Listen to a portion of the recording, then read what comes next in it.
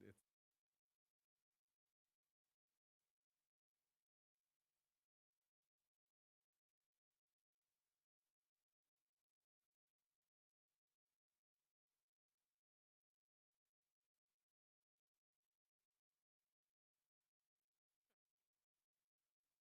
I know. I noticed that. I did see that. It was quite interesting. It's like, man, I think they have.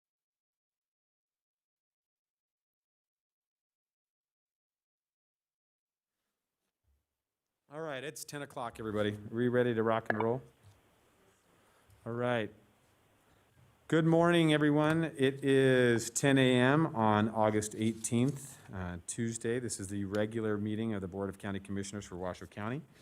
At this time, I would ask that Ms. Commissioner Herman, will you lead us in a pledge to our flag? Pledge allegiance to the flag of the United States of America and to the republic for which it stands, one nation, under God, indivisible, with liberty and justice for all. Thank you, Commissioner Herman. Madam Clerk, can I get a roll call, please? Certainly. Bob Lucy, Chair. Here. Marcia Burke-Bigler, Vice Chair. Here. Kitty Jung via telephone. Present. Von Hartung via Zoom. Here. Jean Herman. County Manager Eric Brown. Assistant District Attorney Dave Watts-Viel via Zoom. Here. Thank you. I'm Nancy Parent, County Clerk. You have a quorum and fully staffed. Thank you, Madam Clerk. I appreciate that. Thank you for everybody who's joining us today. Once again, we are continuing to follow the Governor's directive of Directive 6 and are participating in our meetings still virtually. We will be in discussions about potentially changing that in the future. But as for right now, we are here in digital. So we want to thank everybody who's joining us via Zoom and on the phone this morning. So with that, we will go to item 3, Mr. Manager. Item 3 is public comment. Comment heard under this item will be limited to 3 minutes per person and may pertain to matters both on and off the commission agenda. The commission will also hear public comment during individual action items with comment limited to 3 minutes per person. Comments are to be made to the commission as a whole. All right. Madam Clerk, I have quite a few voicemails and emails submitted. We will start with the voicemails from Pam Roberts first. My name is Pam Roberts. I'm calling for the BCC meeting for August 18th, agenda item 3. I am a resident of Warm Springs Valley. I agree that it would be fair to let every eligible voter residing within the proposed boundaries of the unincorporated town decide on whether they want an unincorporated town or not. However, there are now 2 petitions seeking to create an unincorporated town. Both lie within Warm Springs Valley. Petition 1 includes the entire Warm Springs Valley, amounting to approximately 233 square miles, while Petition 2 includes a much smaller area of 20 square miles within the same boundaries as Petition 1. 3 members of the petition committee are the same for both petitions. According to the staff report, there is non-conforming language on both petitions, creating a significant concern regarding what the signatories understood about the tax rate, a possible fee schedule, and how the 5 members of the town board would be appointed or elected. While it appears that the petition committee's collected enough signatures for the board to put the question on the ballot, it also appears that both petitions are defective, and therefore I strongly urge the board decline putting either question on the ballot this fall. They can start over with 1 fully conforming petition and bring it back to this board with the requisite signatures. The petition committees need to make up their minds about what will constitute the boundaries of the proposed unincorporated town and submit 1 petition. Second, the petition also needs to include clear language as required in NRS 269.545, declaring what town service will be provided, and language that acknowledges the fact that the supplying of such service will require a special tax levy, the establishment of a user fee schedule, or a combination of both. Third, the petition shall state whether the town advisory board is composed of 3 or 5 members. There is no statutory authority for the petition committee to limit who may serve on the town advisory board as described in the defective petitions pending before you today. I must point out that if the board resolved to put both questions on the ballot, it could lead to an incongruous result in which both questions pass and 2 unincorporated towns are approved with boundaries overlapping each other. Proponents of forming an unincorporated town have argued that a town advisory board will have more power and influence over the Board of County Commissioners than the citizen advisory boards. Coincidentally, item 7 on today's agenda addresses the CAB and the need for better communication between the communities and the BCC. I will provide further comment regarding the role of the CAB during agenda item 7. Thank you. All right, next we will take public comment and in the form of voicemail from Maeve Ambrose. Maeve Ambrose, BCC meeting, August 18th, agenda item 3. Good morning. With the unsettled world of today and growing unrest in cities throughout the United States, I'm asking the board to show support for the men and women in Washoe County who put their lives on the line every day to protect us. Keep our sheriff deputies safe by ensuring adequate staffing and provide the necessary vehicles and equipment that they need to perform their job. With the COVID-19 restrictions and the pressure from special interest groups critical of the role police officers provide, the stress of their job has skyrocketed, as you know. Can the county make cuts elsewhere in the budget so that the officers don't lose their cost of living increases, and so that the approved new uniforms and equipment that's better for their backs are not having to be paid for out of their pockets? Thank you. All right, next we have a email from Elise Weatherly. Madam Clerk, if you'll read that into the record, please. I will. Again, this is from Elise Weatherly. I've seen different judges doing different things.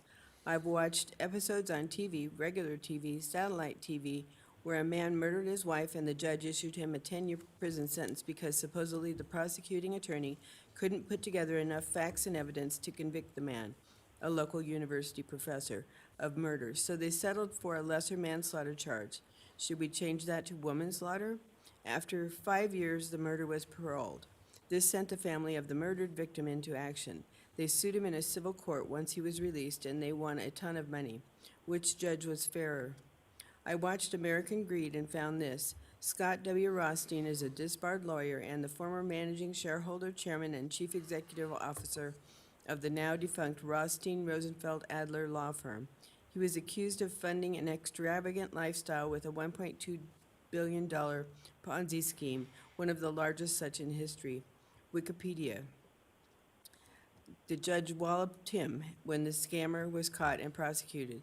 This judge did the fair and unbiased thing. He even added to Mr. Conman's sentencing, and now certain people are insisting that the clients that were robbed be given priority and precedence over the ripped-off investors. I agree. In our own community, I've seen some great judges and some that should work elsewhere. Since the state of Nevada refuses to hear my pleas, basically stating I have no grounds to stand on, I will simply exercise my constitutional right of freedom of speech and hold up signs to let others know who they should and should not trust based on my own personal issues of betrayal. When the court system betrays those that walk according to the law, it needs to be tipped over. If the unjust judges are not removed and replaced, then this whole nation is going to be tipped over. I see it taking place now. Is it too late to change it? Shalom, Elise. All right, Ms. Weatherly's email will be placed on the record.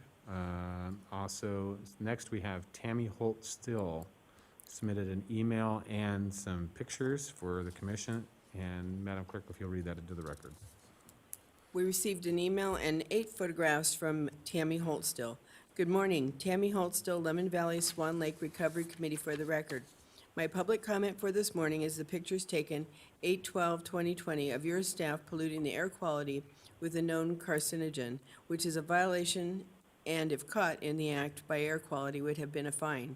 But stupid me gave you a heads up. For the record, this will never happen again. You will not receive a heads up to scramble like cockroaches.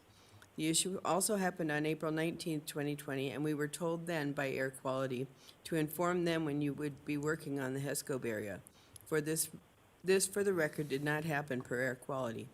The same material has still been left in the floodplain at Arkansas, where some of the HESCOs were taken off the second level. Why? It's a violation of regulations for foreign soil not native to the closed basin to remain, and to remain in a floodplain for elevation is a major no-no. We are not a junkyard, throwaway community, and Washoe County senior staff and commissioners need to change their policies towards us. Tammy Holtstill. And Ms. Holtstill's email and her photographs will be placed in the record.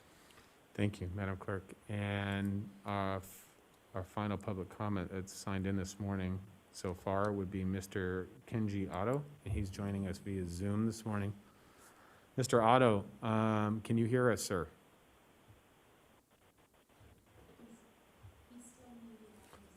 Mr. Otto? Can you hear me? Yes, we can hear you now, Mr. Otto. Okay. Commissioners, you must do the right and honorable thing and allow the people to have their voice heard through the ballot process. I have been studying this issue for over 2 years in detail by gathering information from state, county agencies, and unincorporated towns. NRS 269.525 and the Secretary of State website makes a point that residents have considered considerable interest in representative and participatory government. If the commissioners fail to take the obvious right action and put this petition on the ballot, it would be denying the residents their federal and state constitutional rights. The consequence to commissioners to deny the voice of the people should be removal from office. Unincorporated town governments. Bulletin number 118 reads, whereas town boards and unincorporated towns fulfill an important function in county government, that the role of unincorporated town government in Nevada be clearly stated as an adjunct of county government, that as much it is not to be considered another or separate level of government, also stated in NRS 269.525.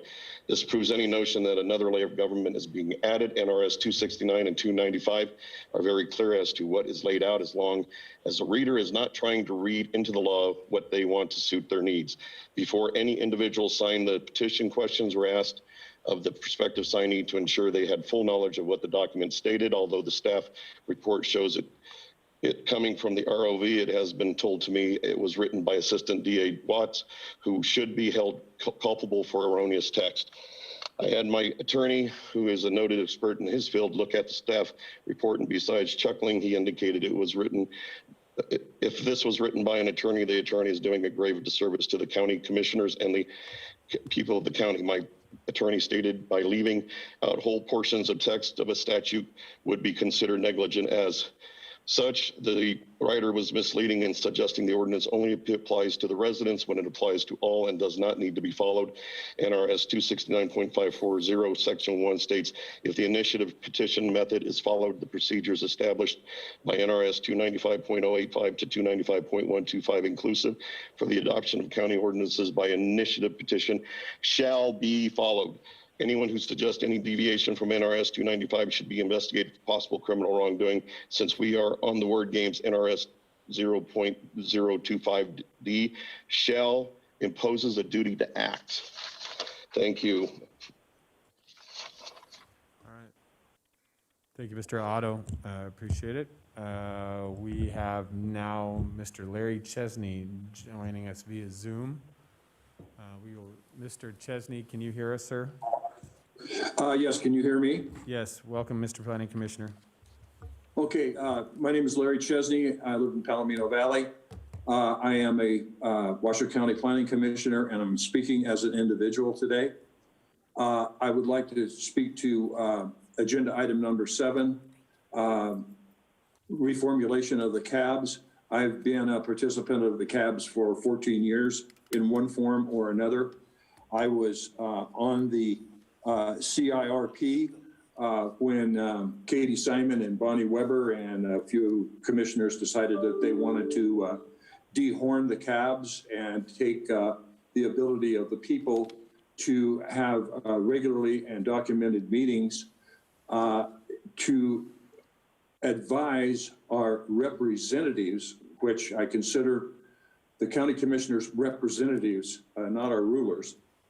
And they should hopefully welcome input from the local neighborhoods on items that concern the entire county.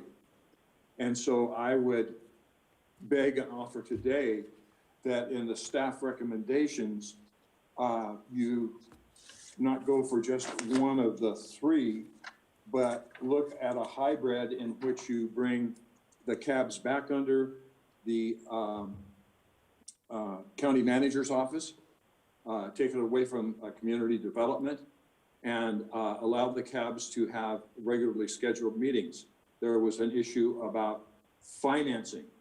Well, regardless of the cost of the cabs, the information that is fed back to the commission is very important, and it's from the people themselves, and it's not filtered.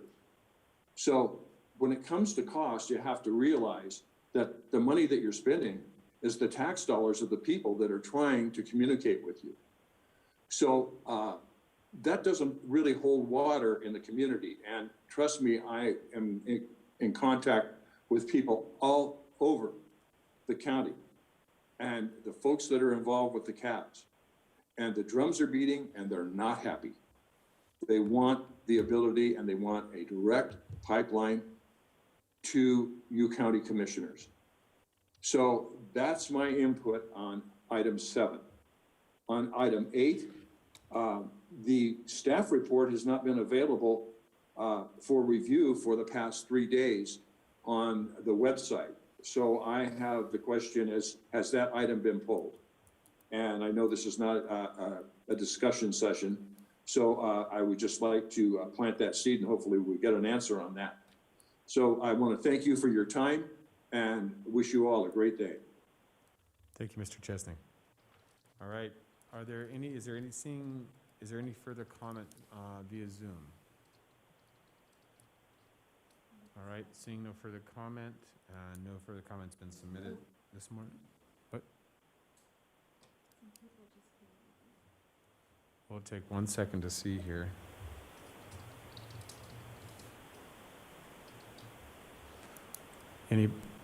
All right, we do have we have Miss Jennifer Martin via Zoom.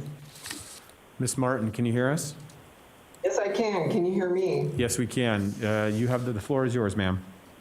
Great, thank you. My name is Jennifer Martin, and I'm a resident of Palomino Valley. This is in reference to agenda item 8, petition number 1 on the meeting agenda for today. For well over a year, the residents of this valley have been discussing whether or not we should form an unincorporated town. Largely, everyone I've spoken with has agreed that this would be the best solution to ensure, among other benefits, that we can maintain the rural character of our beautiful valley and have a say in this valley's future. We are committed to the formation of the UIT. Having said that, there are some folks around here that do not endorse the formation of an unincorporated town. However, I feel that to be fair to everyone, we should be allowed to vote via the upcoming, I'm sorry? Bye. You should. Fine. Okay. Anyway, I feel that to be fair to everyone, we should be allowed to vote via the upcoming election by placing the question of whether or not to form an unincorporated town or not on the ballot. This way, all voices can be heard. And I understand that there were enough petition signatures requesting the addition of this item to the November ballot to qualify. However, for some reason, the Assistant District Attorney has denied this. We are hereby respectfully requesting that our esteemed Board of County Commissioners follow the law and allow our voices to be heard by placing the question on the November ballot. I am sure that all of us would like for this to be behind us, one way or another. Please help us get this on the ballot. Thank you very, very much for listening to me. I super appreciate it. Thank you, Ms. Martin. We appreciate your comments this morning. Next, we will go to Brian DiMambro. Mr. DiMambro, your microphone is now live. Can you hear us? Sir, Brian? Can you unmute your mic from your side? Can you hear me? Yeah, we can hear you now, sir.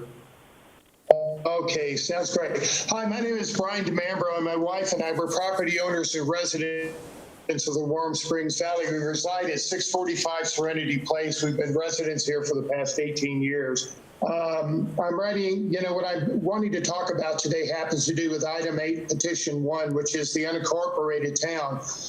We had 22%, from what I understand, of residents sign a petition in favor of the unincorporated town. And of course, this was during the beginning of the China plague, and that alone, according to NRS 269.540 subsection 2, should allow this to be on the ballot in November for all of us to vote on. I believe that the residents deserve to be represented by residents of this valley, and what is unarguably a broken cab system that really addresses the real issues, that we face in this valley.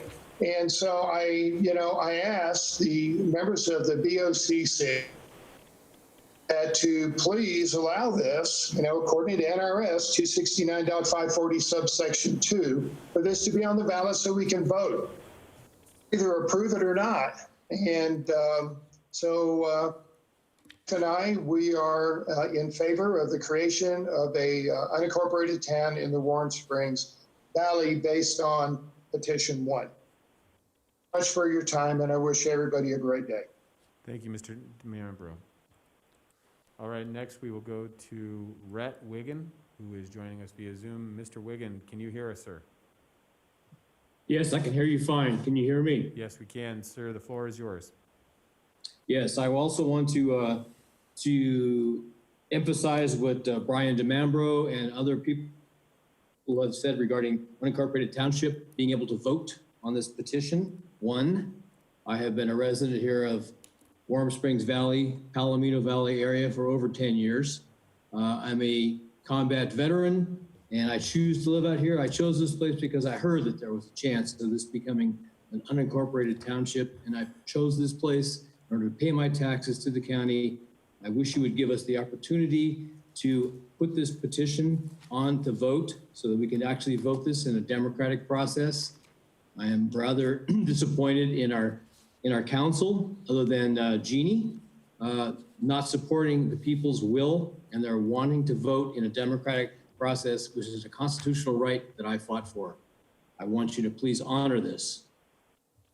Is there any questions? Sir, we can't answer any questions during this. This is just a public comment period. That's all I have to say. All right. Thank you, Mr. Wiggen. We appreciate your comments this morning. All right. Seeing no further public comment, either from Zoom or email, we will close public comment and bring it back to the board. This time we are on to item 4, Mr. Manager. Item number 4, Commissioner and County Manager announcements, reports, and updates to include boards and commission updates, requests for information, or topics for future agendas.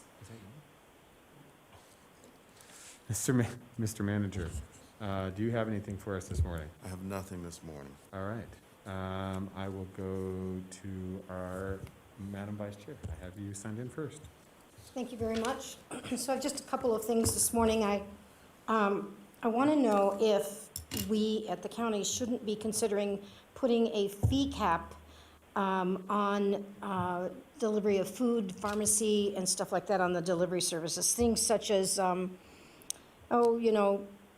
all of the different groups, Grubhub, all those. I don't know the names of all of them. Since I don't use them, I don't know the names of all of them. But I know that they are delivering food and they're delivering pharmacy things that are essential. I know Clark County put a 15% fee cap on so that the drivers are still getting their delivery fee, and the restaurants or whatever cannot take a bigger cut out of the out of the driver's fee. So I think we need to look at that, and I would like to ask staff to please take a look at that as a possible issue. It seems to me that we are harming senior citizens by not putting a fee cap on if these people are abusing the fee. Perhaps they're not, but it became a big enough concern down in Clark County that Commissioner Tick Sagerbloom decided that they needed to put it on. And so if, Mr. Manager, if that would be something on the agenda that everybody needs to look at, I would appreciate it.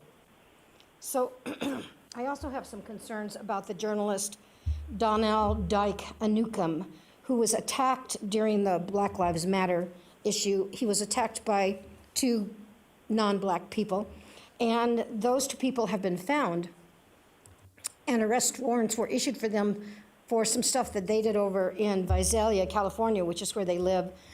And you might recall that Mr. Dyke Anukum was beat up at the city hall and hit in the head numerous times by the mayor's gavel after these people broke into the city hall and did all the damage and stole the mayor's gavel. And this guy wanted to ask him a question about, why they were there and what their issues and concerns were. And he was videotaping them, and they didn't want to be videotaped, so they attacked him and beat him up. They were found over in Visalia because they also did something bad over there and ended up in court. And so he went over to videotape them in court and see what was going on over there. And they came out of the courthouse and beat him up again. And so I'm a little concerned about the fact that we can't get these people back over here because what they did is considered a misdemeanor. So it's a misdemeanor for someone to come from out of state and beat up somebody here in the state of Nevada, and we can't do anything about it. And that just seems an open invitation to troublemakers. So I wonder if that isn't something we need to look into. Maybe have the district attorney and the sheriff give us some ideas on what are some of the things that can be done. I would like to see that happen also, Mr. Manager. Thank you very much. And then I have one other issue. Let me see. Oh, my other issue was related to STRs. I don't even have to look that one up. I can simply say we are going to be addressing, as this commission, we're going to be addressing the issue of first reading of an STR regulation at the next meeting next week. And I want to just go on record and have, with some of the things that are going on in Incline Village, and so that the commissioners who are all on here today can kind of get a grasp of what it would be like to live in Incline Village through COVID. It has been a disaster up there. I know that many of you go up and enjoy the lake, and so you have seen the ugly parking and all the other problems. But think for a minute what it would be like if the people who have lived next door to you through party after party after party that went on all night drinking and throwing their bottles around and, leaving their windows open, playing rap music. It would be really bad for me, but any kind of music that would go on. Think how that would be so disruptive to your lifestyle. And although I accept and agree that Incline Village is in fact a vacation destination, that's what happens when you live in a vacation destination. People come to see the area, but that doesn't give them the right to be abusive to the neighbors who are there. And I don't know what the answer to this is. I know we can't ban them. I know that that they are not considered businesses in the state of Nevada unless somebody owns 3 or more. I understand all those things, but I really think we need to be serious about making people have, for example, you have to have a local property manager who's accessible within 30 minutes. And, those are some of the kinds of things. People should not be subjected to drunken brawls all night long in their own neighborhood. This has just gone too far. I don't see it getting any better as long as we are in this COVID phase. People are bailing out of all of their states where COVID is much worse than it is over here, and they're coming over here. And this is an issue. Commissioners, I appeal to you all to think seriously about what this is causing, what problems this is causing residents of our county in Incline Village and perhaps other areas, although I'm so busy with the concerns of Incline Village on this particular issue that I haven't had the opportunity to talk to a number of areas. But I really do want very much for the commissioners to take a serious thought about how they'd like to live next door to a house that gets people in it every week, new people in it every week, who throw parties, who leave trash around, set trash up behind other houses so that bears come in and break into their garages or spread trash all over. It's really just a disaster up there. And so I thank you for allowing me the opportunity to take this position and to talk to you about it. And I thank you also for really putting some serious thought into the problems that Incline Village is dealing with. Thank you. That's all I have, Mr. Chair. Thank you, Madam Chair. Do I have any other commissioners? Commissioner Hartung, do you have anything this morning? I do, Mr. Chair. Thank you. So first thing, I want to congratulate Doug Thornley for being appointed as the new city manager to the city of Reno yesterday. Mr. Thornley is well known to the community. He'll be a great addition to the city of Reno. He came from the city of Sparks most recently, but I'm very, very pleased for them and for Mr. Thornley. Number two, Mr. Chair, this is an item that we have discussed a number of times at the RTC board, and sadly, NDOT seems to be unwilling to make any changes, but we really do, and perhaps we need to just have something on the Washoe County Commission agenda to address this, and those are the flashers at Calle de la Plata and Pyramid. We were, as you know, Mr. Chair, successful in getting a light put there. Staff was very helpful.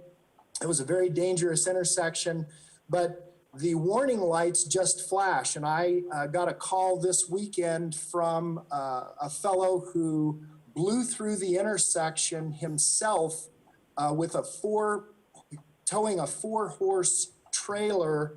And he was doing the speed limit. He was doing 55 miles an hour, and there was no indication whatsoever, of course, that light was going to turn, and he could not stop fast enough. So we either need to change them, which what I would like to do is make them consistent with the rest of the lights on Pyramid Highway and change them to a warning signal when the light's going to change that gives people an indication, or at least change the length of time that the yellow stays on, and perhaps that's an option for us. I don't know what else to do, but NDOT just seems unwilling and just does not want to make that change, and I have no idea why. And initially, when that signal was put in, I was told by NDOT engineers that was going to change eventually because they were just giving drivers the warning that a new signal had been installed. And yet now here we are.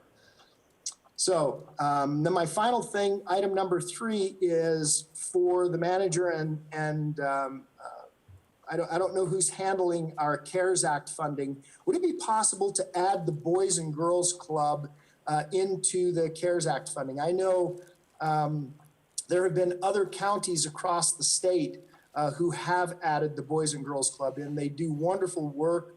They're just a gem in our community.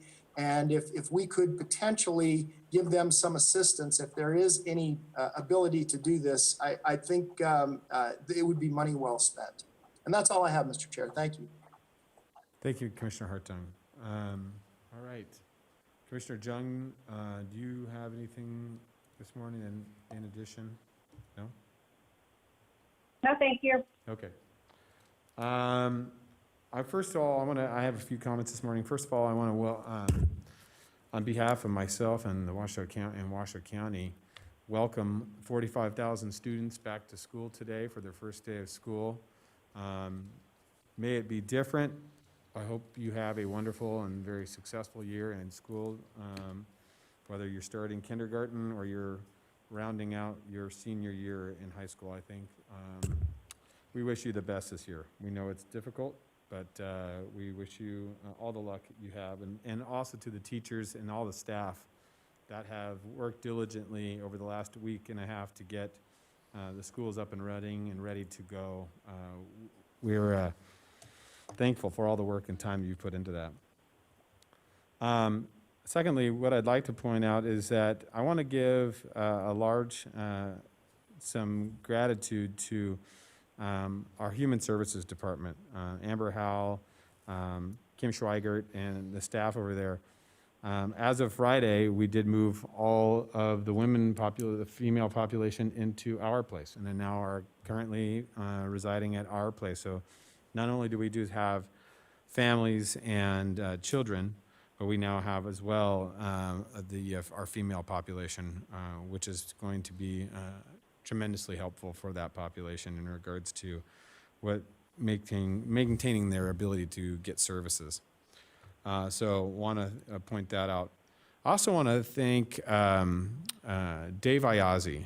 Councilman Ayazi has now come on and is working with the county as a liaison on behalf of the county between the manager's office and us and the county commissioners to help with the CARES Act funding and identifying us ways to help with the goals and directives from this commission to make sure that we can adequately deal with that in a timely manner. He has done a significant amount of work in just a short period of time, and with his wealth and knowledge of the community, he will be a tremendous asset. So I want to thank Mr. Ayazi for all his help. It's going to be a great asset. So I do appreciate that. There has been some challenges. You know, I do want to look at, I know the vice chair brought up the last couple weekends and how tourists have been taking care of Incline Village and Tahoe Basin. And it's disappointing. Not only have I heard this from the vice chair, but I've heard this from a number of individuals that reside at the lake, how poorly visitors have been to our community, whether it's trash, traffic, just common sense treatment of your neighbors. It's been poor, and I know it's probably due to the current situation with COVID, but it's still no excuse. And so I look forward to having that conversation with all of you as well next week in regards to short-term rentals and how we approach that, because I think this is far more reaching than just short-term rentals. I think this has to do with just even day visitors to the community that are just not taking care of it. And with that, I would like to sit down and talk with the manager in regards to how we address Commissioner Hartung's concerns with NDOT and some of the challenges. You know, even though we do have school that just started today, even in a short capacity, maybe not 100% of our students are returning to in-person learning, whether in-person or social distancing, still means more people on the road. So please be cognizant of those children out there that are walking to and from school. Be careful around schools and in school zones. You know, we do have enforcement in the unincorporated area watching, along with a number of different people, and it's important that you maintain that safe distance and drive safe. Just be cognizant of what's going on out there. There's a lot of challenges out there. And then I would be remiss if I didn't thank the firefighters, all of the Truckee Meadows Fire Rescue staff that have been working diligently over the last couple of weeks on a number of wildfires that have been active here and around our community. Most recently, the Loyalton fire that started this weekend. So we did see a number of Truckee Meadows brush trucks up there at Hallelujah Junction working on perimeter fire issues, and we want to thank them for that. So with that, I have no further comments. I'm going to check one last time for commissioners if there are any comments out there. So, Mr. Chairman. Yes. I'd like to thank you for reminding me of that. It was on my schedule for next week, but that's so important. And who couldn't love the picture of Chief Moore and Rico, the dog that he rescued? They're doing great work up there. I actually have my ex-business partner lives in Chilkoot, just north of Chilkoot, and all the firefighters, all the effort going on out there is just amazing. And let's pray that the winds are kind. Yes. Thank you. Thank you. All right. Seeing no further discussion from the commissioners or the county manager, we will close item 4, and we will move on to item 5. Madam Vice Chair, we have the donations this morning. Do you mind reading those in for us? I'll be happy to. So, item 5A is a recommendation to accept donations to Washoe County Regional Animal Services in the amount of $12,989.88, retroactive to the period of, April 1, 2020 through June 30th, 2020, to be used for the humane care and treatment of sick and/or injured, stray, abandoned, or at-risk animals who are received at the facility. Excuse me. Yeah, you get some water. You okay?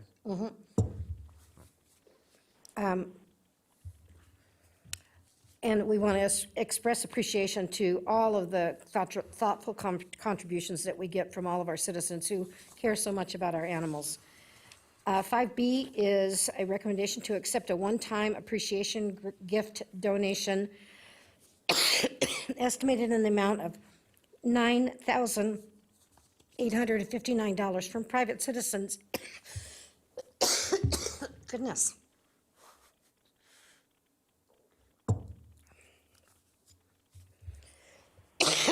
From private citizens to the Washoe County Sheriff's Office. Once again, thank goodness for that. So much support for the Sheriff's Office. 5C1 is a recommendation to acknowledge various items donated totaling an estimated market value of $3,095. And, Madam Vice, you want me to take over? yeah, please? why don't you take over? Okay. I'll take over where she left off. So this is item 5C1. It's a recommendation to acknowledge various items donated totaling in an estimated market value of $3,095 and accept donations to Washoe County Human Services Agency to support child welfare activities in the amount of $150, retroactive for a period May 1st, 2020 through June 30th, 2020. And direct the comptroller's office to make the necessary budget amendments.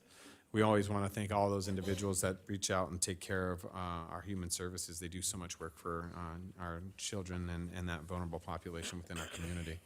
5C2 is a recommendation to acknowledge various items donated to the Human Services Agency, the Senior Services Fund, to support operations for Washoe County Senior Centers totaling an estimated value of $890. Retroactive for a period of May 16th, 2020 through June 30th, 2020. Once again, donations to our Human Services Agency for all of our senior services to maintain our senior centers are always welcome, and thank you for that continued support of our senior services. So we have 4 items on our agenda for 5A through 5C2. I will make a motion to accept those donations. Do I have a second? Second. I have a second from the Vice Chair. I have a motion and a second. Do I have any public comment on these items?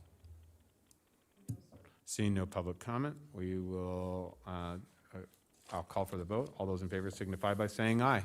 Aye. Aye. All those opposed? Motion carries unanimously. All right, we are on to our consent agenda. This is item 6. We have, your consent agenda has been prepared for you, is in your packets, and this is items 6A through 6H. Are there any items in the consent agenda this morning that would like to be pulled or have further discussion on prior to a vote? Mr. Chair. All right, Madam Vice Chair. I don't really have anything that I want pulled, but I do want to make a point of acknowledging our comptroller and her staff for 6C of receiving the 38th consecutive annual Certificate of Achievement of Excellence in Financial Reporting from the Government Finance Officers Association of the United States and Canada. This is really a big honor for our comptroller and all of our finance people. I agree, and congratulations to Ms. Kathy Hill and all of her staff in the comptroller's office. You do a tremendous amount of work for us day in and day out. Thank you. So with that, I'm looking for a motion to accept the consent agenda. Move approval. I have a motion. Do I have a second? I have a second from Commissioner Herman. Any further discussion by any of the commissioners? All right, seeing none, call for the vote. All those in favor signify by saying aye. And we Aye. had no public comment, Mr. Chair. Thank you, Madam Clerk. You read my mind. All those in favor signify by saying aye. Aye. Aye. Aye. All those opposed? Motion carries unanimously. All right. Madam Vice Chair, do you have a recommended block vote this morning? Yes, sir, I do. I would recommend that we put items 9, 10, 11, and 12 in a block vote.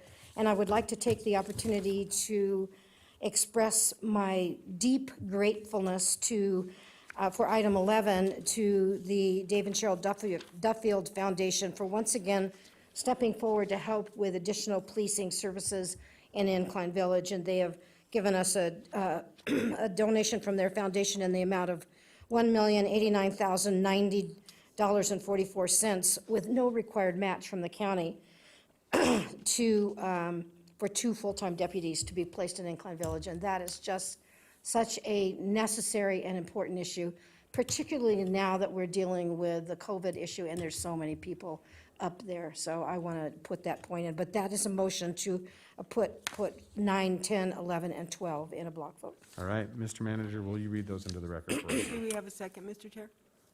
Do I have a second? I have a second from Commissioner Herman. So I have a motion and a second. Mr. Manager, will you read those in?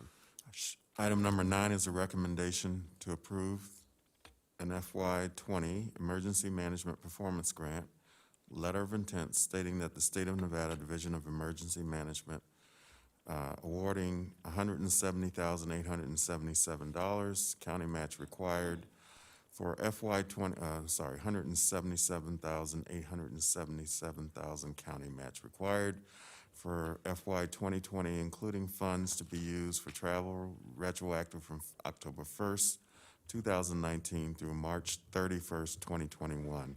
If approved, authorize the county manager or his designee to sign the grant award documents when received and direct the comptroller's office to reimburse the general fund through transfer of the expense of $58,630.19 incurred in FY 20 and to make the necessary budget amendments. Item 10 is a recommendation to approve the FY 20 Emergency Management Performance Grant Supplemental from the State of Nevada Division of Emergency Management awarding $99,893 with a county match of the same, retroactive from January 27th, 2020 through January 26th, 2022. If approved, authorize the county manager or his designee to sign the grant award documents when received and authorize the comptroller's office to make the necessary budget amendments. Item number 11 is recommendation to accept the 2021 through 2023 Incline Motor Traffic Motor Unit Grant from the Dave and Cheryl Duffield Foundation, amount not to exceed $1,089,090.44, no match required, to be used to pay for 2 full-time deputies, equipment, and a winter vehicle to be stationed in Incline Village for the grant period of September 1st, 2020 through August 31st, 2023, and if approved, direct human resources to create 2 FTE deputy sheriff positions and direct comptroller's office to make the necessary budget amendments. Item number 12 is a recommendation to approve the submission of the following grants to the State of Nevada Community Development Block Grant Program for COVID-19 funding consideration. Food Bank of Northern Nevada COVID response in the amount of $174,300 and Washoe County Human Services Agency. Rural COVID-19 response for seniors in the amount of $11,747. Priority ranking for the applications recommended as follows. FBNN Priority 1 and Washoe County Health Services WCHSA Priority 2, and if approved, authorize the board chair to execute the documents concerning same.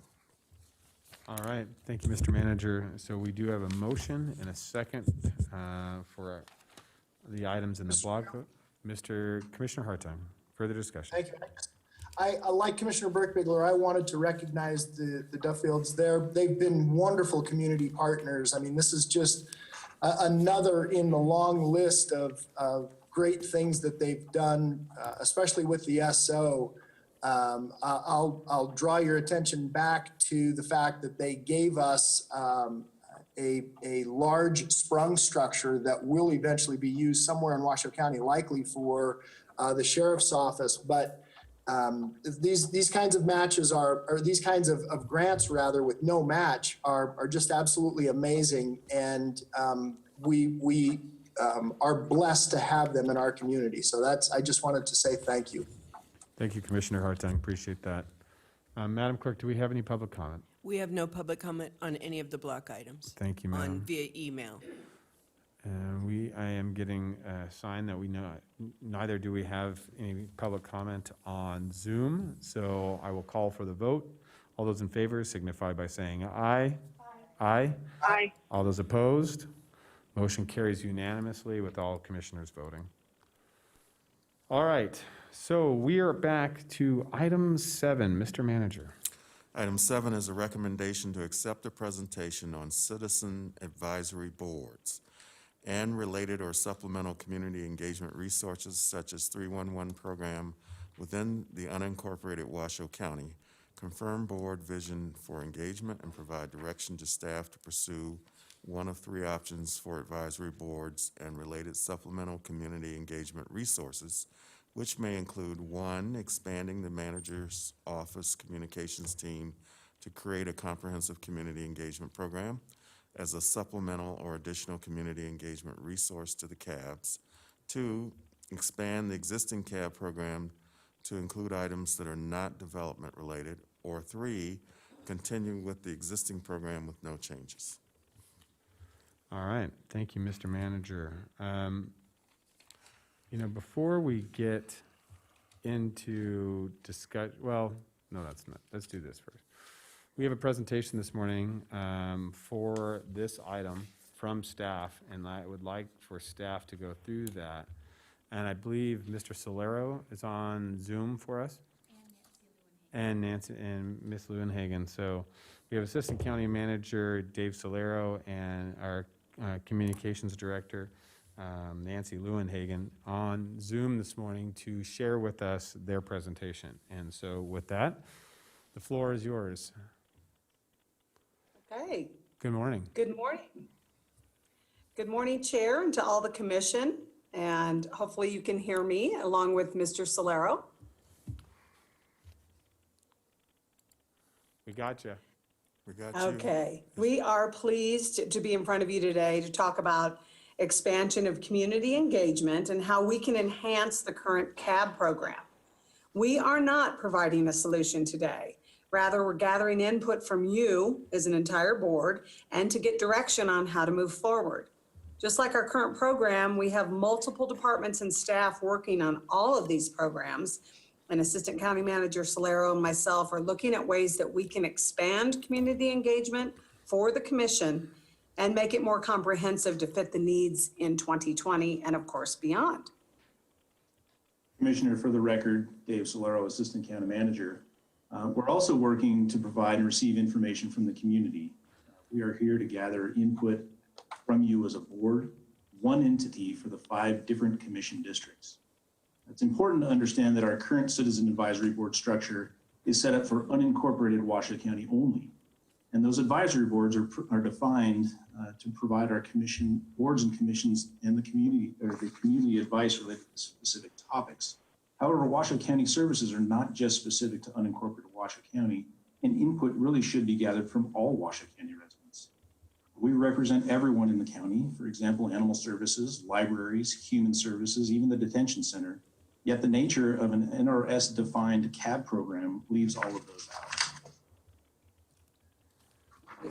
We'll go to the next slide. And for the record, this is Nancy Lewinhagen, Communications Director.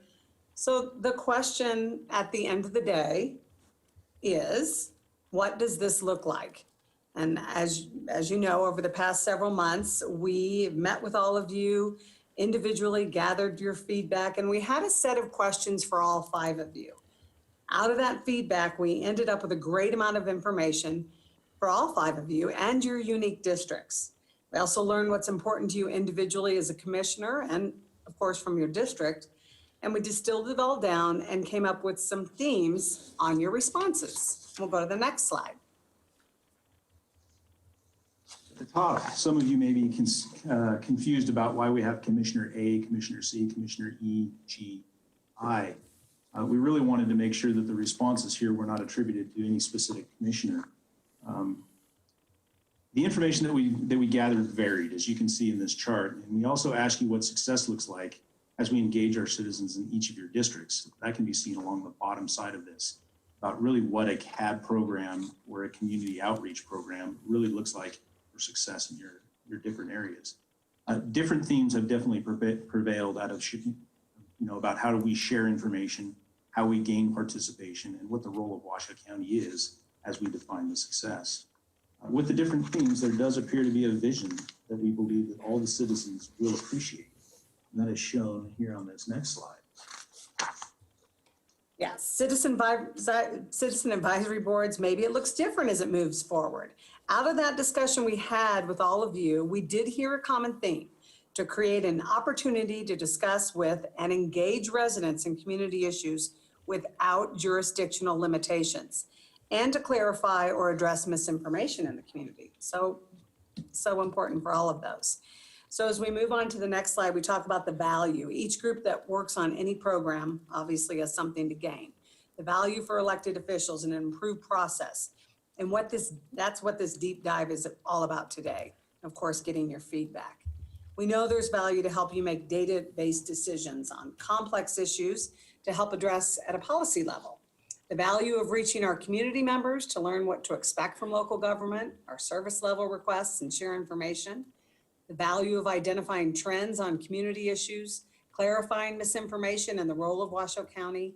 And finally, value to staff and leadership of the organization to work through problems that come up within the community.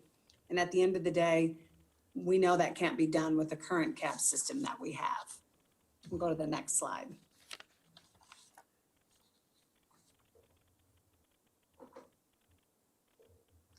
So we've developed these 3 options for the board to consider and give us direction related to. Our recommendation really is to expand the manager's office communications team to create a comprehensive community engagement program. This recommendation really comes from hearing from the communities, from yourselves, and from other county employees who respond to the community at large. Mr. Solero, you seem Yes. to be tapering off at the end of your sentences. If you could maybe talk more directly into your mic, we can capture it better in chambers. I will certainly give that a shot. Thank you. This slide really shows a decision tool that we've been able to put together based on your discussion with us. And the reason we've chosen option 1 is because it hits the following marks: for potential for routine scheduling, possible flexible format, the opportunity for education, participation, and feedback. The only thing we need going forward is resources, and this option does come with a price tag. As I've spoken with Commissioner Hartung in the past about the current program and why it seems to be missing the mark, although we have been before the board many times looking to solve the community concerns, in the past we have been unwilling to pay for what it is that we really want. As the old adage goes, you get what you pay for, and we have not been willing to appropriately resource our community engagement since the end of the last recession. It is not that we do not want to provide the services the community is requesting. The constraint is we have a current finite budget, and that is that is what we've got to work with. So I'd like to take a moment and pause here and have a discussion with the board around these 3 options so that we can continue to understand the board as a whole. Again, this isn't individuals. This is the board as a whole and what's best for our community as a whole, as one. So I'm going to back up 1 slide and have these options out here. And I'd really like to open this up for the board to provide some comment, some question, some direction for Nancy. Okay. All right. So, Mr. Solero and Mrs. Lewinhagen, thank you so much for that presentation so far. I think as we want to kick this off and kind of talk about the programs, and I'll take a stab at this, and then we'll open up for other commissioners. You know, we have had challenges consistently with our CAB programs, and we have tried to make our CAB programs one size fits all for our entire community, and realizing that our community is challenged to do a one size fits all. As we heard this morning, Warm Springs has very much different issues and a CAB structure than something that would be in the South Valleys or something at the lake. And I think as we continue to talk about this, a few years back, changed this and just that it was development focused, and we see that that has failed tremendously, because I don't think that the amount of, I wouldn't say it's failed, I just say that it hasn't been as effective as we had intended. There has been a disconnect from the citizens to this board and to the county. They feel that they are not being heard or they don't have access. And I think the misinformation that we constantly challenge out there is difficult for me, because so many people have, if they were provided the proper information and had the ability to have a discussion with the staff and with the commissioners, however that may be, maybe a multitude of some of these issues could be solved via that. And the biggest challenge I had is that every time we have a CAB meeting that's a formal CAB meeting, we have to adhere to open meeting law, and it doesn't become a discussion back and forth. It becomes a very formalized, challenged interaction with the public. And from my standpoint, I think there needs to be routine scheduling. I think there needs to be some flexible format, but it has to have participation and feedback. It has to have that communication, that conversation level to and from the staff to the community, whether it's in regards to policing issues, whether it's in regards to animal issues or planning, or whatever that may be, that they have that ability to have those discussions back and forth, instead of having a formalized board that just talks to them and discusses issues. So those have always been my challenges with the CABs. You know, hopefully we can find a resolution forward so that the information flows smoother, and that whatever the responses may be from the community, and so that the commission can make better informed policy decisions. I think those are all beneficial, but under its current format, I've never seen it work functionally as it should. So those are my challenges. Madam Vice Chair, I have you sign in next. Thank you, Mr. Chair. So I'm one of the commissioners who's been really impacted by the change, because my community of Incline Village is so far out of the community that they're not part of the mainstream Washoe County stuff that happens here on this commission. And so I think, although I totally support Washoe 311, I think it's an excellent program. I think it's doing very well. It doesn't answer all the issues that we have with Incline Village, the bear problems, the animal problems, all the other issues that go on up there. And it also doesn't answer the misinformation problem that we have across the board on a lot of issues. My personal opinion is that we need to allow the cabs, at least in the outlying areas. And I know that we have historically done across the board, whatever one group does, we do across the board. But I think especially in the outlying areas like Incline Village, like Gerlach, like the North Valleys, I think we need to allow them the opportunity to discuss issues. There really, frankly, isn't that much in the development area up in my community, probably not that much in the development area out in Gerlach.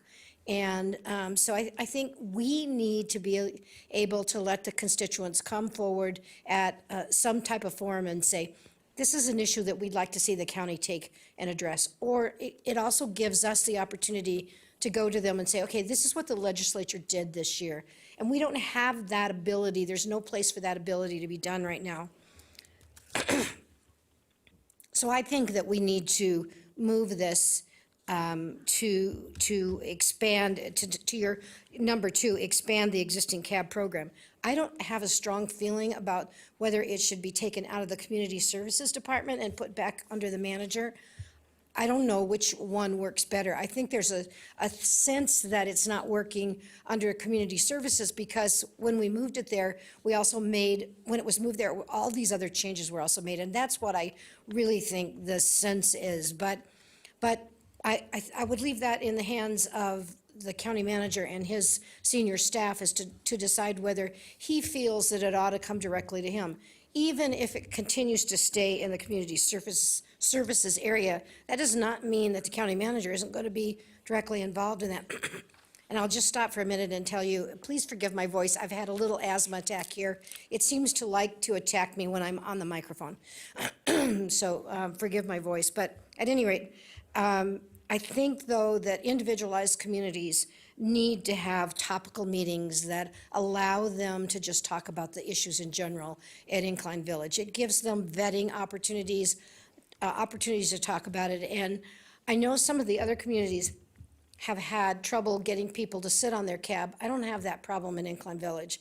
In fact, my problem in Incline Village is I have too many people who want to sit on it, and so we always have a backup list of people. So that's kind of where I'm coming from on this. I just want to see, at least from the perspective of the outlying areas, the opportunity to have more say in their governments. Anyway, thank you, Mr. Chair. All right. Next, I have Commissioner Hartung signed in. Thank you, Mr. Chairman. So I'm gonna start in the back, and I'm gonna work towards the front. So the first thing that I want to acknowledge that both you and Vice Chair Birkbigler mentioned, we're gonna bump into the open meeting law. You know, years ago, we weren't quite as constrained, but to just have a general open discussion about anything that people want to talk about could be construed as a violation of the open meeting law. I mean, I'd really like to hear what staff says about that and how we can convene a board or group of people that can have those conversations that's not a formalized cab. The second thing is if you look on the table, attachment A, and you look under participation, all the commissioners mentioned, or many of the commissioners, I should say, mentioned sheriff, school, code, fire, school district, hospitals, sheriff, district attorney, regional transportation commission. Those entities they don't come under the county's direct budget per se, especially school district and hospitals, regional transportation commission. The sheriff and the district attorney do get their budget from the county, but they are elected officials, and it is their choice. Now, fire and code enforcement, and that is, of course, that's under our purview. So I'm not sure how we can resolve some of those issues. Then, and by the way, I don't disagree that it's nice to have those free-form conversations. I don't know, again, how to resolve it where we can stay within the boundary of the open meeting law. It's such a hobbling law. And I would also like to note that the legislature did not put the same law to themselves, that they're allowed to do pretty much whatever they want without any advance notice. So then let's go back to page 2, Mr. Solero or Ms. Lewinhagen, if we could. And the third bullet point under background, it says, CABS had a high administrative cost associated with managing the appointed advisory boards and staff resources. CAB meetings were estimated to cost $4,484 for each meeting held. How was this number calculated? Do we know? Commissioner, through the chair, Dave Solero, Assistant County Manager. That number was calculated based on the staff member associated with having the cabs system. It also included the minute taking, the time that it took to schedule, do all of those other sorts of things. That was the way that cost. So it was really just it wasn't the cost of the staff to come to the meetings, but it was the cost of the staff member associated with the meetings, as well as the minute taking, those things necessary for that board. Okay. Okay, and then of course, on the fiscal impact, you've written that there's $131,312.54 budget. And then the options associated with the staff report vary from no additional budget to the potential increase in budget needs estimated at $280,400, which is a difference of $149,087.46.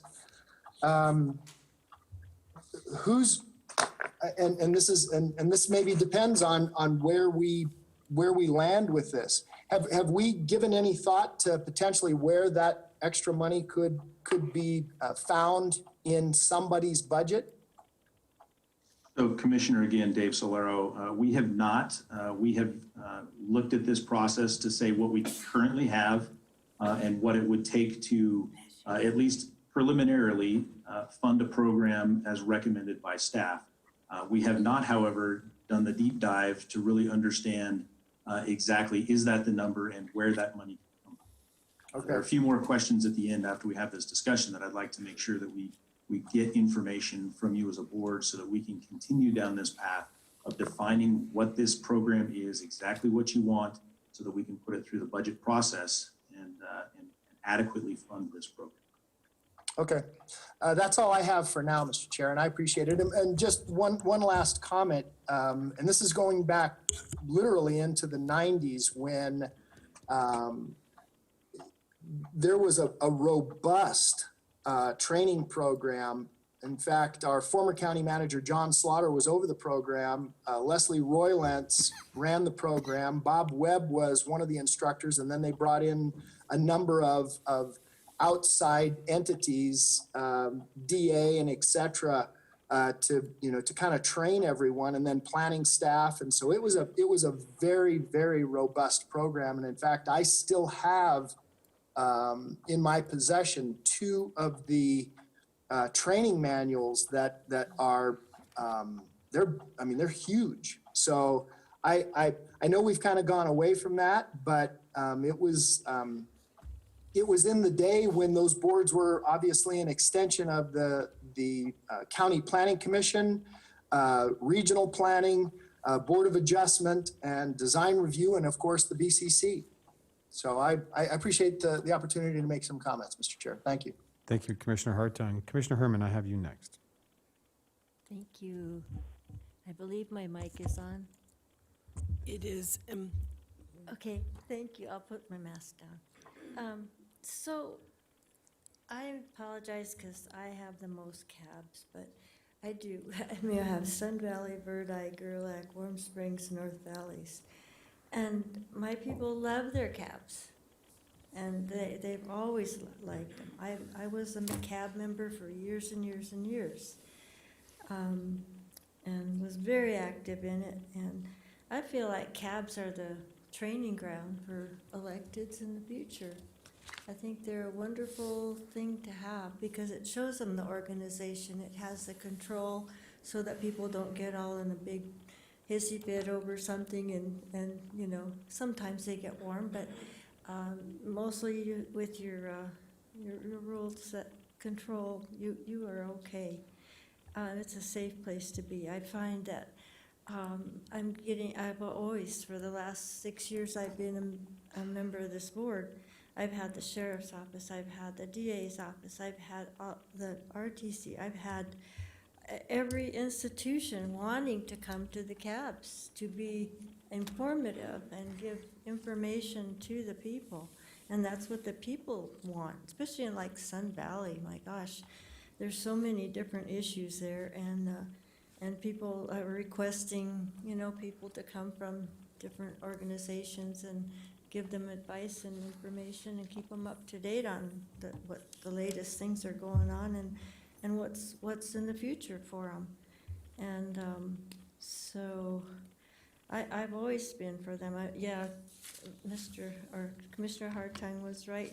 Was a lot of education involved there and a lot of teaching of all the things that go on in government. And there's a whole lot to it, and it's something that would help anybody running for office, you know, if they had been involved in that. Mr. Liparelli gave a wonderful speech. Several times I heard him, and I even have the little disc with the recording on it of what he said. It was very, very informative and so good. And like I say, everybody's willing to come to these meetings when there's a need or the people request them. And I don't think that's a whole lot to ask, but communication with the people can be gotten that way. We find out what the people are thinking out there instead of finding out when they come to a meeting and they're all mad. There's 10, 15 people and they're all raising Cain. It's just better to have it solved at the base level instead of waiting till it just boils and becomes a big problem. So yes, I think the cabs are very, very important, and especially probably in the rurals. So thank you for bringing this to us, and I hope we can come upon something that works for everybody. I know money's short, but some things are important. I know there's probably things that other people think aren't important that we're paying for out of our tax money, but we need to return some of that back to the people instead of, you know, anyhow, just my ramblings.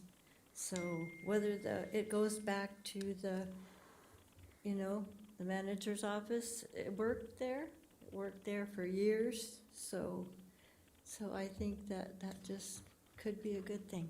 So that's all I have to say. Thank you, Commissioner Herman. Commissioner Joan. Thank you, Mr. Chairman. And thank you to the county manager and his assistant county manager and the communications director who did all of this data collection from the five of us. I want to just give you a little bit of background. Cabs were cut drastically due to the last Great Recession because we were cutting everything and laying lots of people off. And it was determined by the board that was something that we could save some money on. In hindsight, I would argue that was a wrong decision, and I own that wrong decision because I think when things are not going swimmingly is when our constituents need more information, not less. So it's the last place I would ever cut. Communication should never be cut in emergency, and they really should never be cut ever, but they always have to make and it's a relic from the private industry. Communications always have to make their case, whether we are in a shining situation or a not so shining situation. And I think in the emergency that we're in now, we need more communication to our citizens through us, through CABS, and through our communications department. It was mentioned that CABS, if we look at the NRS definition, leaves a lot of issues out. I would argue for you, it completely leaves District 3 out. With a little bit of a hybridized Sun Valley cab that we decided to do to save money to share with another commissioner. But you are leaving 99% of all my voters out of anything that we do. And if we truly, according to leadership, and especially the chair and the vice chair, want to be regional leaders, we have to be not so tight and specific, and I believe broader as the county service in charge of public health and safety. I don't believe it belongs in community services department. I think that was an easy fix because we were consolidating a lot of departments, and that was someplace to send it at a time of an emergency. We do need centralized data collection, which is why the 311 is so powerful and important for us, so we know what the flavor and the tone is all over the region when they're calling 311. I would say that commissioners need to be trained up on how to do a CAB as well. Not all commissioners, there's some. And I will tell you, I ran neighborhood advisory boards, 3 of them, when I worked at the city of Reno for 2 different elected officials. So I do know how they can be used to be very, very powerful. And that is when every time a commissioner comes up with a new idea that they want us to do and spend money on, we should always be asking them, what does your CAB say about this? that you've taken this to. And we should be telling our constituents that come to us with really great ideas. Take this to the cab, here's the next meeting. I want to hear what my neighborhood reps who I've put on there feel about it, because they have their eyes and ears much better than we do in their specific neighborhood. I do believe all elected department heads should be available to be at these cabs, or whatever you're going to call them. A hybridized version is what I'm looking at here. I think they should be accountable and show up when we put them on the agenda to answer questions, preferably them and not their proxies. But again, they're elected officials. That's up to them. Finally, I would say that we do need the hospitals there, because the hospitals could not survive in Washoe County without our indigent funds that we pay as a county by law. So yes, they should be there too. I understand what Commissioner Hartung is saying. How do you make them? We don't.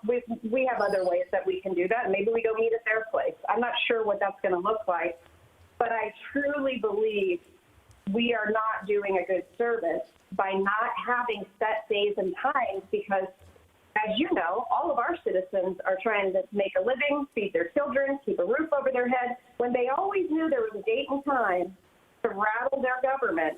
I'm going back to the neighborhood advisory boards. What I knew when things ran very, very, very well. Again, the city of Reno had a ton of money too when I worked there. Don't forget about that. I do believe set days and times need to be there, and it shouldn't just be development issues, even though I don't want you to take that away from the cabs, because unlike the neighborhood advisory boards for both Reno and Sparks, they have no say in anything. We, by law, can say, hi, Mr. Developer, what did the cab say? Because by law, you have to go to them. So, and of course, in Reno and Sparks, the developers did, because even though it wasn't in law, the electeds at the time did rely heavily on their neighborhood advisory boards, at least the city of Reno. I can't speak to Sparks. So I think I would like a hybridized version, but I also need some attention too. And if it's costing $280,000 a year for 5 commissioners to have cabs, we're not doing something right, because I'm not getting anything out of that, I might tell you. Again, that's my own. I did that myself, because the way the cabs were set up when I started in 2007, we did have a cab for me. But you know what they looked at? Everything the neighborhood advisory already looked about in the city, because the issues didn't really come to that level, and they were getting their service there. So we need something hybridized. We need something set. I know staff doesn't like that, but we do need set dates, and we need to show up at those, whether it is via video, phone, et cetera. Obviously, the chair of the, whatever you're going to call this, does have the right to say we're not going to have a meeting because of X, Y, and Z, but it really shouldn't be us commissioners canceling meetings if we want them to own this as a citizenry. But I vehemently insist this goes to communications, gets completely out of CFD, and absolutely, Mr. Commissioner Hartung and Madam Commissioner Herman, you're right. Your cabs were on fire in terms of how much staff time and effort. I remember when the county manager at the time when I came on board, she did her own training for the meeting and greeting of all of our new cab members. We used to have like a little tape, which I don't like, but we had it with drinks, and not alcoholic drinks, but drinks and food, and have a little meet and greet, and then she took them all and trained them with the CSD staff. But I want it out of CSD. I don't think it fits the form or function of what Mr. Herman, I will put on the record, has been asking for since the day she got onto the board. And unfortunately, we didn't see the priority, and we were also very much scrambling prior to any of you being on here in 2007. But I will take the beating on that. That was a bad decision on our part. I think we did a disservice. Because citizens, when they're scared, guess what they want more than anything? Their government letting them know what's going on. And citizens were so scared in 2008, 7, 8, 9, because they were losing everything. So I think this is a great forward step. I think there's a lot of moving parts, but I think you did a great job, Mr. Solaro and Ms. Lewinhagen, collecting data and consolidating sub-data and setting us up at a table where we could all talk about this, and each of us feels like we're being heard, and you're there to try to affect the change. Now, when it comes to money and what it's going to cost, I think we should all get in the habit of this. We used to do this in the recession. We say, yes, that's a great idea, but what do you want to cut now to make this go forward? Because we have nothing. in terms of any money socked away. But you know what? That's what we do. We get to make those decisions to cut certain things so that we can fund other things. And during an international emergency, we need more, not less, of listening to citizens on their level, on their ground, and what their specific neighborhood issues are.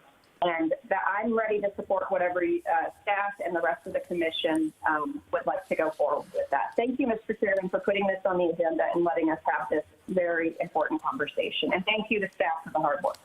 Thank you, Commissioner Jung. Commissioner Hartung, I have you signed in again. Thank you, Mr. Chair. And I do appreciate Commissioner Jung's comments, and I also understand very well because the bulk of District 3 is in it's in cities. It's in Reno and Sparks. One of the things that we've encountered in Spanish Springs is I have let Sparks citizens serve on the cab because I think it's very important. But then what happens is you have Sparks citizens coming to the cab and wanting to know about development that is actually occurring in the city of Sparks, of which the cab has no purview over. And so it gets to be a little frustrating for them. And I've had comments from people who say, then, you know, what value is this if you know, I can't come here and hear about the development that's going on in Wingfield Springs or, you know, in Sparks somewhere. So there's been some other frustrations that have been expressed by folks who do not live in the unincorporated county. Thank you. Thank you, Commissioner Hartung. And then, Commissioner Jung. I'm sorry. One other little thing I want to put into everybody's hat. It's not a criticism staff, because I know, you know, staff takes this stuff to heart. It has nothing to do with you, staff. It means we haven't given you the resources. I am reading The Splendid and the Vile, 1 year in World War II of Winston Churchill. Do you know that they had diarists and he could get instant data all over Great Britain, instant data on people's feedback of how the war was going and how they felt. And I don't think that we have empowered our communications division or our county manager to employ data collection so we know exactly what our peeps are thinking and feeling, rather than having the squeaky wheels always get the grease. Because a lot of times I've seen commissioners, young and old, new and wise, go, well, 5 people here were against this, so I'm against it. No. That's just the people that showed up. You're not hearing from the 555,000 who don't have an opinion one way or the other. And that's what I need from my county and my manager's office is immediate data, immediate feedback. And if they could do it in World War II, we sure as hell can do it today. I know it costs money, so you tell us how much and we'll tell you what to cut. Thank you, Mr. Chairman. Thank you, Commissioner Jung. Appreciate that. Commissioner Hartung, one last question. Thank you, Mr. Chair. And one of the things that maybe we can have a discussion with our colleagues at both municipalities, maybe in those places where we have overlapping, I'm going to call them overlapping jurisdictions, and I'll use Spanish Springs as the example because it's the easiest one to use. Maybe we have a hybrid cab that is kind of, City of Sparks has a Citizens Advisory Council, a CAC. I don't know where it is, but perhaps we can have conversations on how those things can be coalesced so that citizens do know what's happening in the City of Sparks and in the unincorporated area of the county, because it affects all of us, whether it's the development or things that are going on with fire service or police service or any of those kinds of things happen in the City of Sparks or in Washoe County. And out here in Spanish Springs especially, and this also happens, I shouldn't say especially, but it happens very frequently in District 3 and District 5. City of Sparks plays an active role in fire assistance, as does Washoe County playing an active role with the City of Sparks and those, you know, the neighboring areas, you know, in the Spanish Springs area. So maybe one of the concepts that we can discuss is having some kind of a hybrid. I'm spitballing here and you know, just laying something on the table for everyone to consider. Thank you, Mr. Chair. Thank you, Commissioner Hartung. I think we've had some robust discussion this morning in regards to some different things, you know, and as I stated when we took on this item, you know, one solution does not always fit the entire valley for the entire region. There has to be, I think, a blended solution for the entire community. The needs of Commission District 5 are very much different than the needs of Commission District 1 and all the way through. So I think as we just continue to discuss this, I think it is probably smart, from my opinion, to probably bring this back underneath the manager's office and have the manager and his staff really work with maybe the other municipalities, as Commissioner Jung pointed out. You know, the needs of 95% of her community reside in Reno and in peripheral Sparks. And so I think there is some discussion there that have that need those two input from those municipalities as well. And as Commissioner Jung brought up, there's so many, and I think that we've seen through COVID, there's so many issues that in a time of emergency that municipalities such as Reno and Sparks don't have the bandwidth to take care of, and a lot of the bandwidth is reliant upon the county to do so. And I think those concerns, whether you live in the unincorporated area or not, need to be relayed to the commissioners that are respondent to that. So I would like to see something that falls underneath the manager's office, you know, whether it's structured or not. I'd like to look at both different options for that. I think it could be a blend of half and half, structured and half, you know, I don't know. But I do worry about that open meeting law because it has been a challenge in years past in discussions. You know, what would fall under a structured meeting? What maybe topics that would fall under a structured meeting and need a structured meeting, and what topics would not? You know, how does that parlay into a different discussion? You know, and I think another discussion we need to continue to do is, you know, the presence of these virtual versus online or in-person meetings. I think there are some challenges that we saw in in-person meetings of people having to drive and get there and participate and go quite a distance. But if they can participate via online in a format, I think that's highly beneficial. And I think we've seen over the last 6 months through our staff here at the county and through these meetings that you can still be as highly functional through an online meeting that you would if you appeared in person. So I think there could be a blend. So I'd like to see some more of that discussion as we go forward. We do have quite a few individuals. I don't want to leave them waiting that have submitted public comment. I am going to go to our Zoom attendance first. So I'm going to open public comment on this item, and we are going to go to Mr. Kenji Otto. Mr. Otto, can you hear us, sir?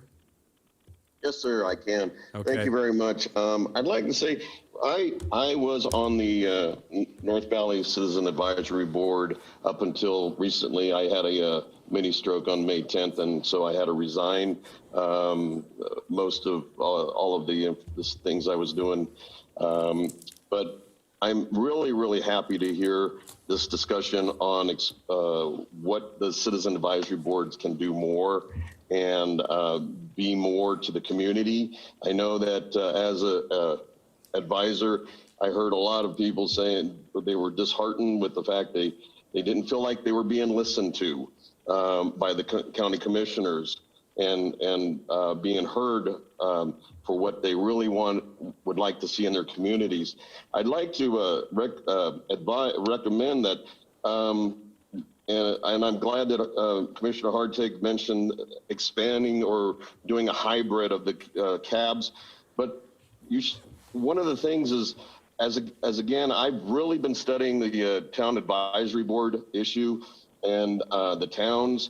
And I believe, and I would highly recommend that the commissioners consider researching the towns, unincorporated towns, and encouraging areas to take that next step from being a community into becoming an unincorporated town. A lot of people are afraid of what happened in Lemon Valley when the city of Reno took over that area, and all the problems that have occurred. And they moved out there for a reason. They moved out there because they wanted to be country and they wanted to be rural. You know, and I understand development. It can't be stopped. It's necessary. But everything can be done in a controlled manner. And as long as you get community input, then people will be much happier and feel much more satisfied with their county. And that's pretty much all I have to say on that matter. Thank you very much. Thank you, Mr. Otto. Next, I have Mr. Jeff Kuhn. Mr. Kuhn, can you hear us, sir? You're still muted, sir. Jeff?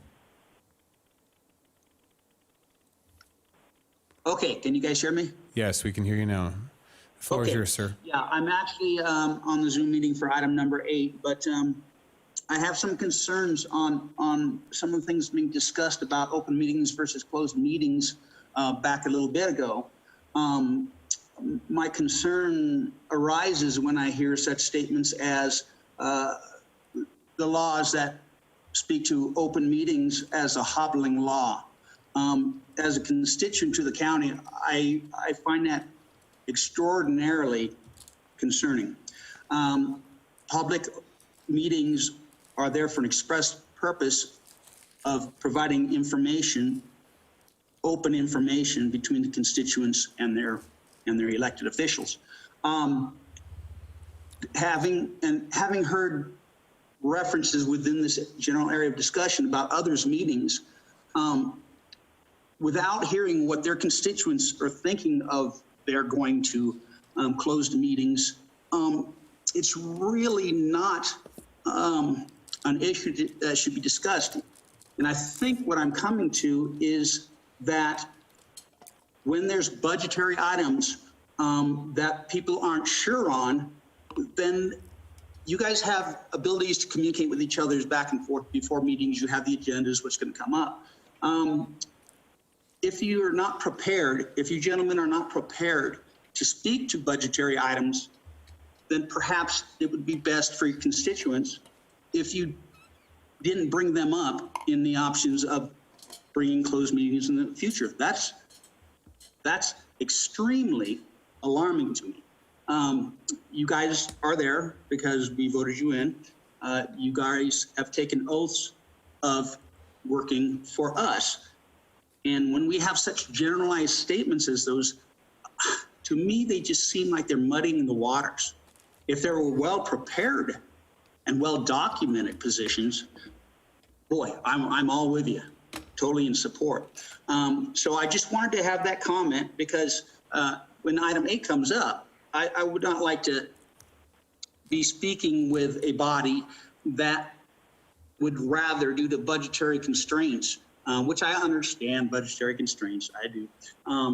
But as a priority, I would like to be speaking to a body that likes to engage with proper discussion with constituents, not angry people and people going nuts. But the time involved in these meetings would be cut down if these undocumented, unprepared positions don't come up to be discussed.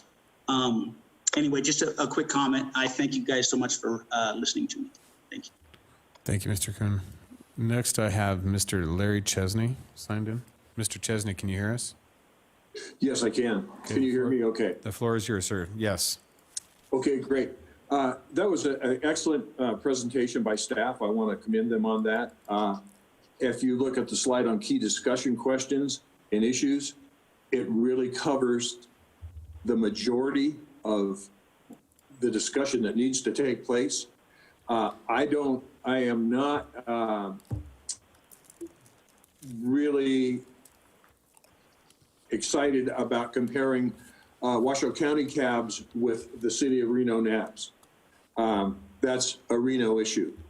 And I don't believe that Reno should influence, the way that they do business should influence or in any way set a guide for what we do with the county, because we are Washoe County and we're the incorporated county and, or excuse me, the unincorporated areas of the county, and which don't resonate with the structure of Reno's way of doing business. So I take exception to that, but the staff reports and their key discussion questions are excellent. I think that probably a good recommendation would be to let the cabs meet again with staff and let the communities, the individual communities, give staff the feedback of what they would like to see their cabs have the ability to do. Once again, thank you for your time. Thank you for your hard work, and have a wonderful day.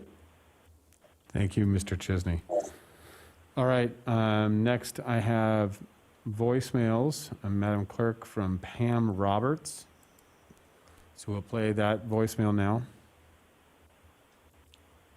My name is Pam Roberts, and this is for the BCC meeting on August 18th regarding Agenda Item 7. I'm a resident of Warm Springs Valley, and I have attended the CAB meetings when they were held. I support the expansion of the topics the CAB can discuss and provide feedback to both county staff and this board. The advantage of the CAB holding neighborhood meetings is that residents do not need to travel 20 or more miles to attend public meetings or workshops being held on 9th Street or another downtown location. While some of us have learned to attend virtual meetings due to the pandemic, many of your constituents are not computer savvy and need to be able to attend a neighborhood meeting or workshop in person after the pandemic situations resolve. In addition, I believe there are supplemental communication resources such as surveys that can be utilized. I would also point out that some governmental agencies are utilizing Nextdoor, Facebook, and other social media platforms to educate the community. In researching town advisory boards, which is on the next agenda item, I located an article from Clark County regarding the role of town advisory boards and citizen advisory councils.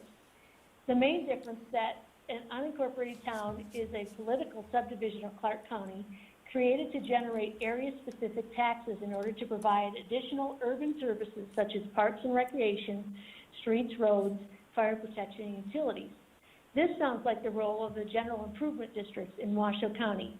For example, in Warm Springs Valley, we have the Palomino Valley GID, which repairs and maintains our roads with taxes collected by the county. Unincorporated towns in Clark County also provide a mechanism by which the BCC may obtain input from the residents. I'm not so confident that our GADs function this way. Clark County also has citizen advisory councils, which function much like our CABs used to function. The CAC is not a political subdivision and does not have revenue-generating capabilities. The CICs are created by ordinance and function in the same advisory capacity to the BCC regarding the affairs of the communities as the town advisory boards. I urge this board to consider giving the CAB in Washoe County a broader role similar to the CAC in Clark County. Okay, next we have a voicemail from Maeve Ambrose. Maeve Ambrose, Chair of the Warm Springs CAB, BCC meeting August 18th, Agenda Item 7.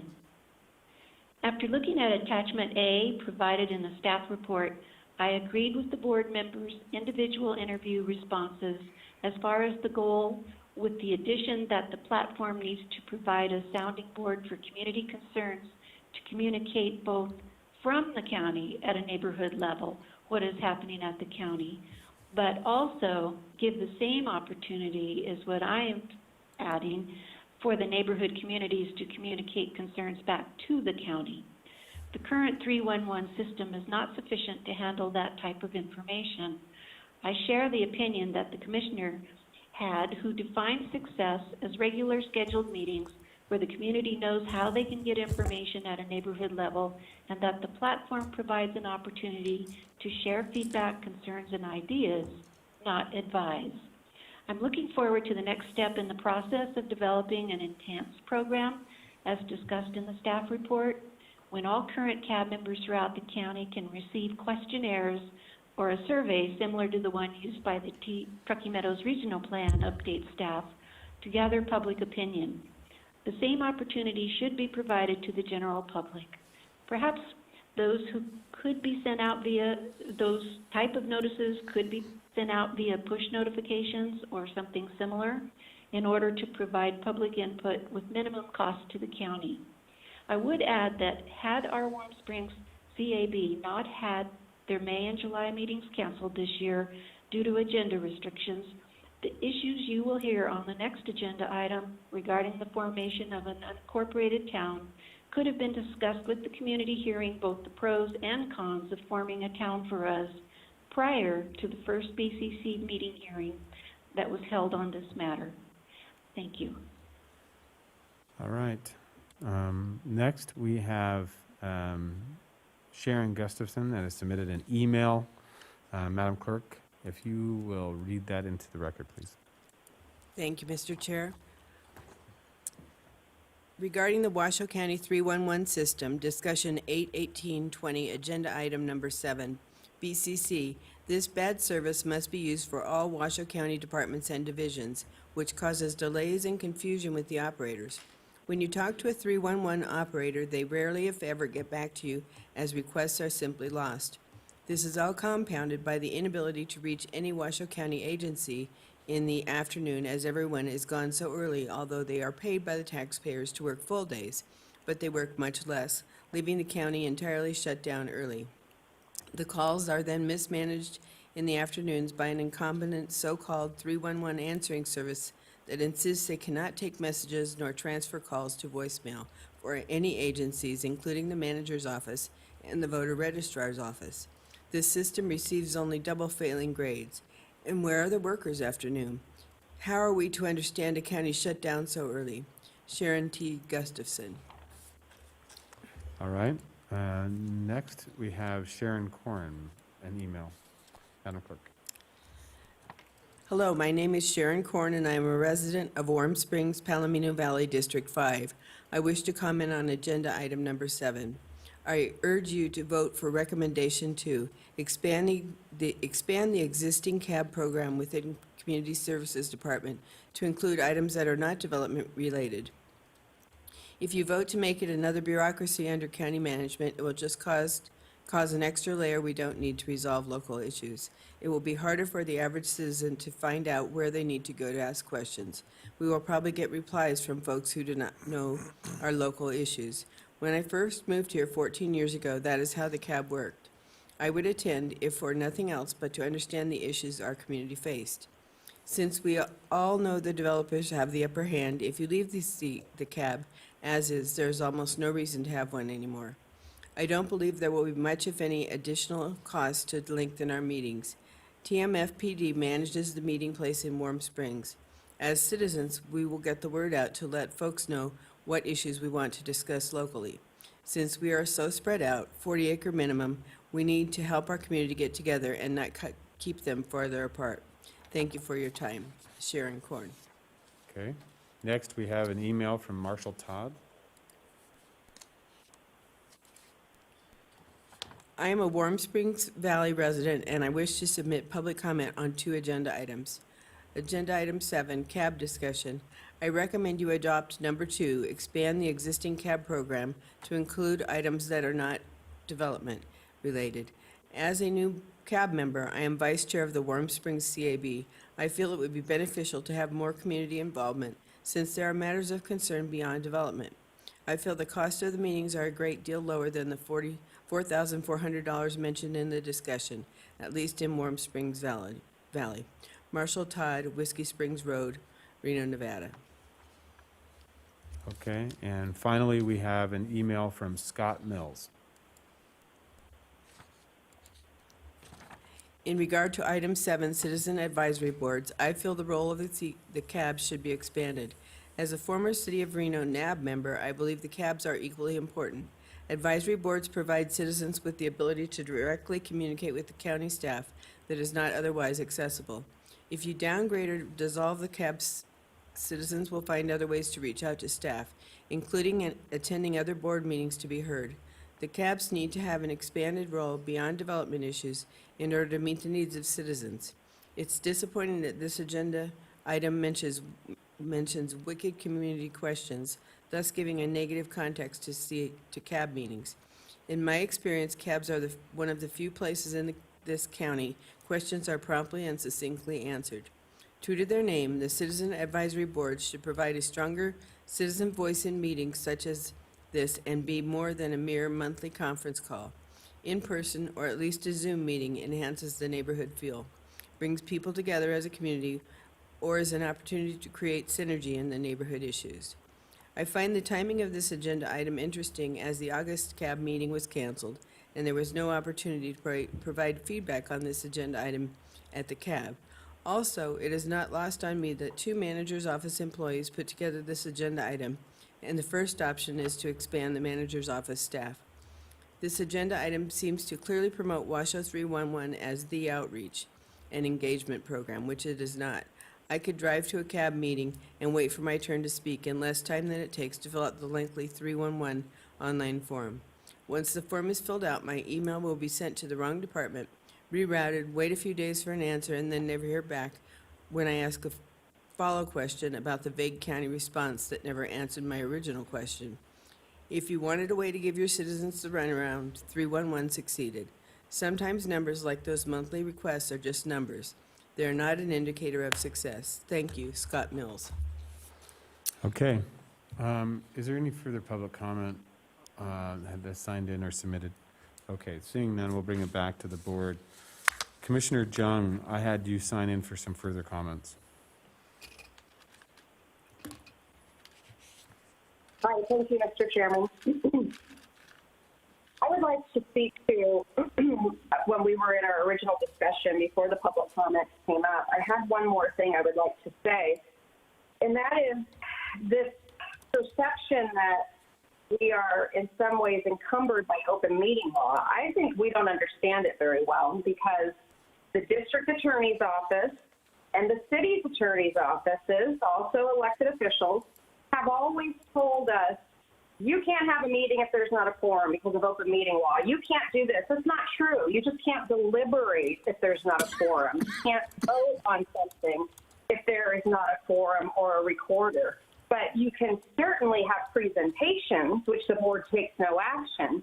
So I understand the frustration that Commissioner Hartung expressed about open meeting law, and I also understand the public comment criticizing that. But I know that Commissioner Hartung wasn't saying that open meeting law is something we want to get around. He's saying, I think, if I may editorialize, the way that we understand open meeting law has created shutting down of meetings, shutting down of recordings because of a very narrow, legalistic interpretation that protects the agency vis-a-vis the city attorney or the district attorney, elected officials, so that we don't get too loose on that. But I have to mention both now since I went afterwards.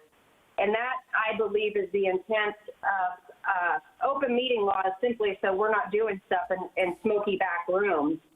But open meeting law is also not a reason to not have public discourse and presentations without deliberation, and that is the sticky situation we get into with that, trying to comply with law and trying to give our citizens the forums in which to speak in, and that is why a hybridized version might be the way to go, and everybody would be happy about that.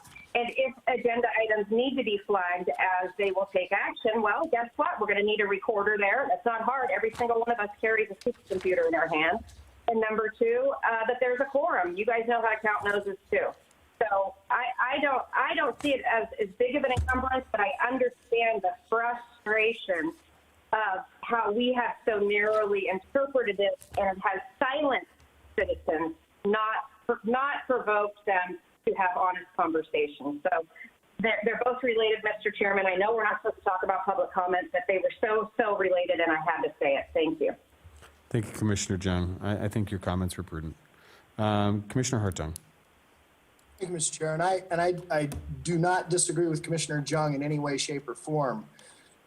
The way that I've understood the interpretation is if we get on topics, if the Citizens Advisory Board gets on topics, and they are a formalized board and there is a quorum there, and those topics were not agendized, that someone could come back and say, well, your cab talked about X, Y, Z, and I was not made aware of those things being discussed because I would have been there otherwise, or I would have been in attendance, and I wanted to make comment about those things because they pertain to me.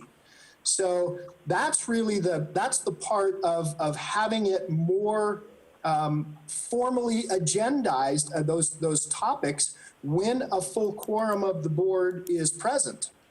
And of course, Commissioner Jung is absolutely correct. Deliberation occurs, and that's the hard part, is what's the definition of deliberation, and how does that occur, and does deliberation occur even though a decision was not made, and they didn't take any sort of formal action. So it's a difficult scenario. It was not meant to silence citizens in any way. My feel and my view on this is that it was put into place so that citizens had a formalized agenda, and then they knew what topics were going to be discussed that could be germane or affect them. Thank you. Thank you, Commissioner Hartung. You know, I hear you both very, very loud and clear, in the sense that this is a complicated issue. We have continually discussed this, and I think the only way forward truly is a hybrid manner, and I think we should bring up something that Commissioner Jung mentioned a few times as well, is when we appoint these individuals to these boards, whether it's structured or hybrid model, however that may be, and they're an appointed member, I think there's a certain amount of training that needs to go on for these individuals, that whether it's planning commission, whether it's wildlife board, whether it's a citizens advisory board, if it's a structured board that's going to deliberate and take decisions, to Commissioner Hartung's discussion and also Commissioner Jung, I think that there has to be some formalized training that helps, so that if those topics come up in a structured meeting, they have the ability to stop, the chair or whoever is running that meeting has the ability to stop that meeting, agendize it for a later time and date, bring it back with staff for a more structured discussion to make sure the right people are in the room and that it is properly agendized and noticed. But I think you can still have those blended discussions, and I don't think any discussion, if you were to have a discussion with the cities and have a blended discussion that had some NAB advisory with cabs, there is never the intent from those information for citizens of Reno to somehow influx the city of Reno government on the county. I think really what we're trying to do is just gather more information. From my commission, from my standpoint, and my opinion, is that the cabs are a very useful tool to gather information, see how people are responding to certain issues as it pertains to development. Well, what it's only been in the past 4 years is development projects, but it's still important, as we read through those, and we have another one this afternoon.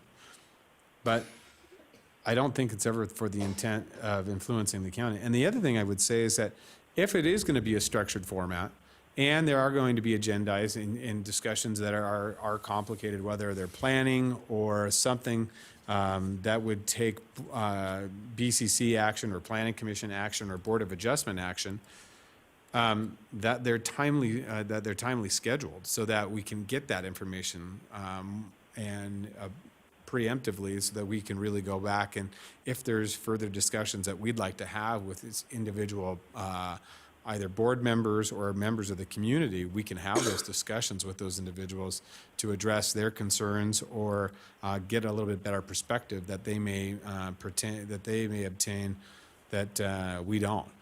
So that would be my suggestion as well. I see no other further discussions from any of the commissioners at this time. There's a possible motion. Commissioner Hartung, I hear you jumping in there. You want to jump in and say something? Yeah, no. I wanted to give staff one more thought, and I want to give the commission one more thought, and residents one more thought. Going back a number of years, with the Sparks CAC, the structure of their board was not appointed by the city council.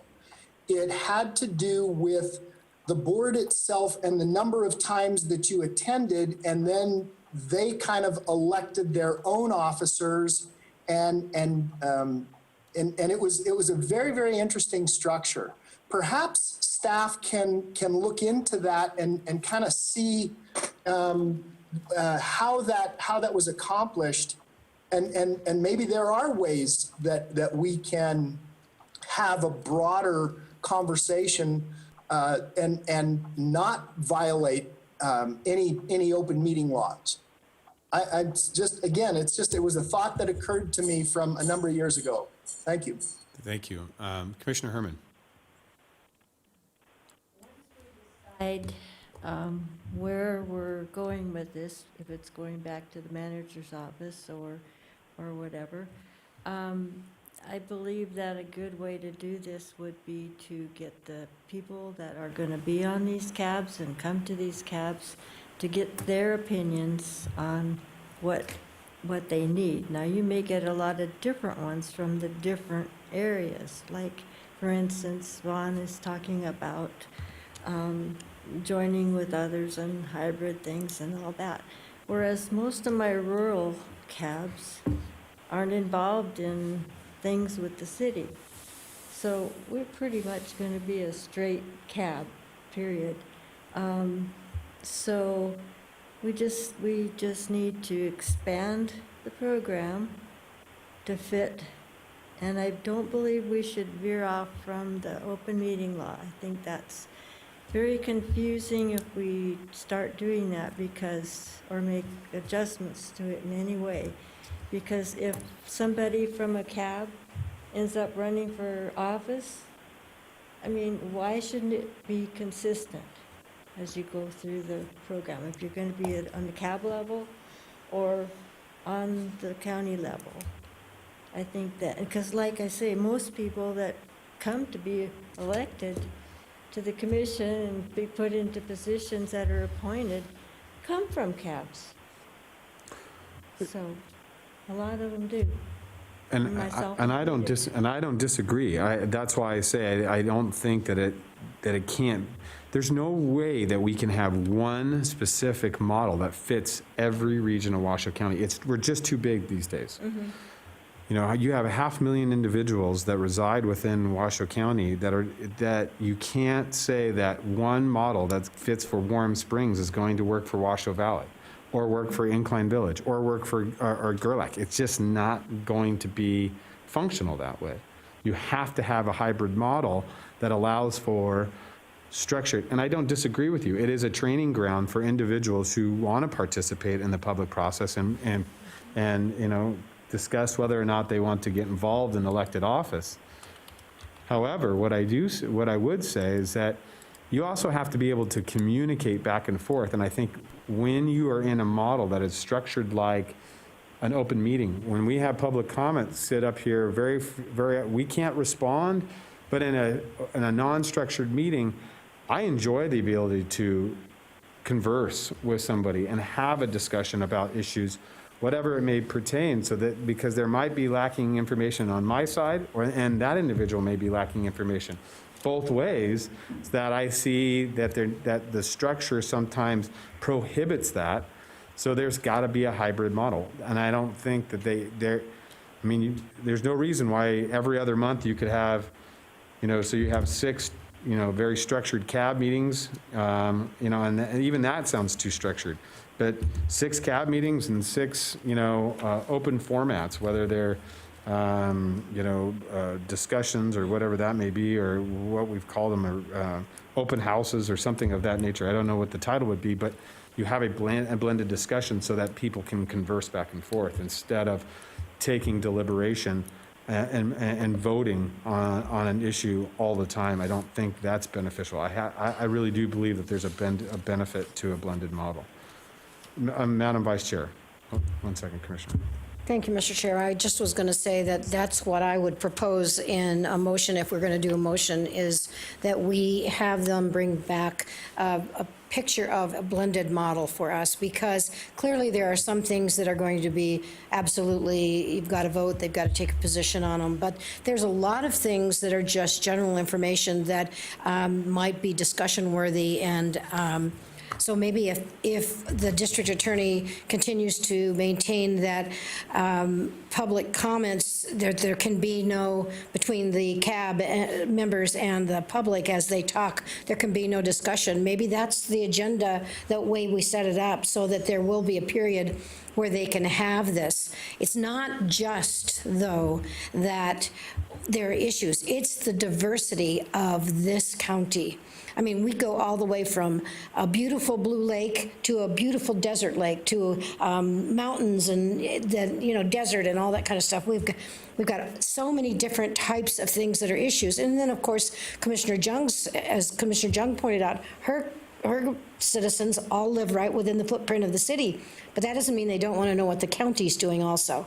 So I think a blended model is absolutely the thing we need to do. Okay, Commissioner Herman, I have you signed in again. Oh, well, that's all right. Okay. Commissioner Jung, did you have something to add last time as well? Yes, thank you, Mr. Chairman. I need to mention,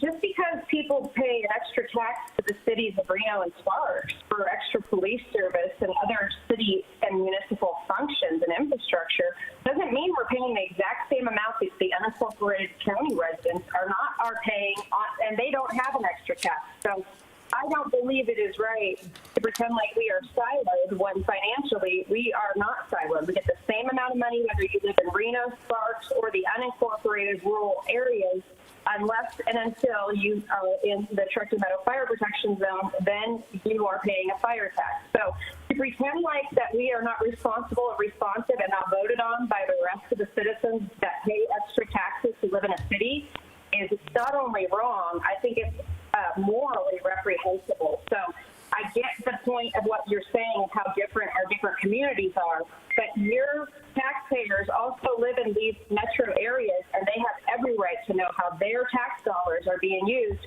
for government services. Thank you. Thank you.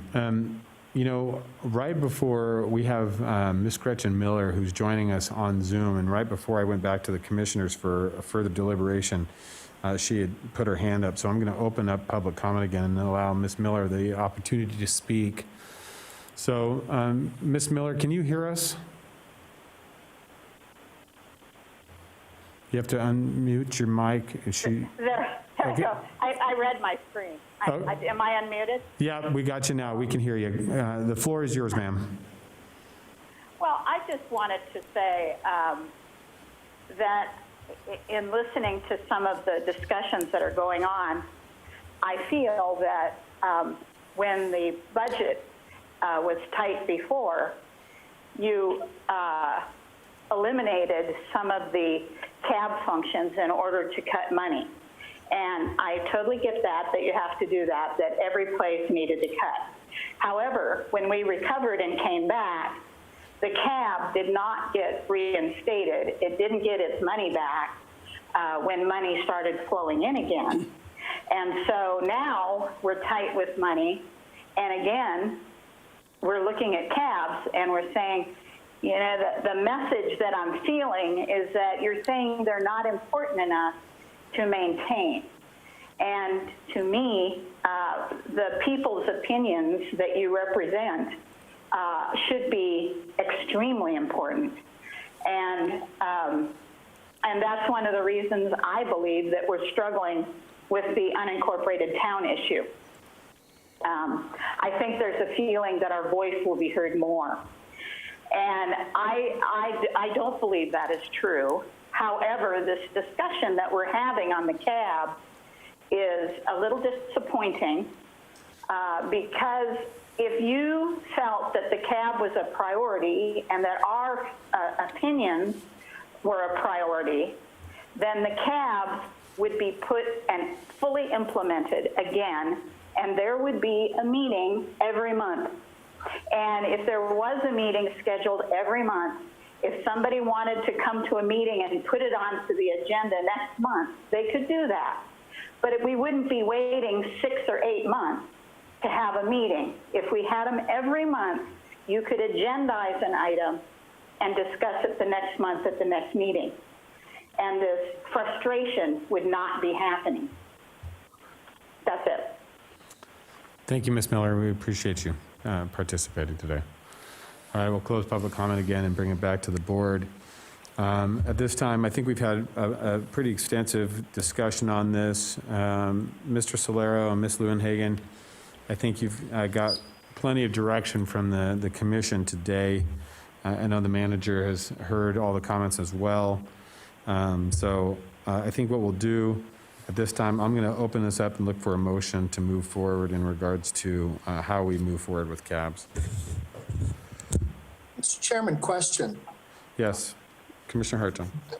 I mean, do we need a motion, or have we given staff enough direction? And I mean, I'm happy to engage in a motion. I have no problem with that at all. But I think we've filled their plate and also asked them to get us a double latte venti with Madagascar cinnamon on top. So I don't know.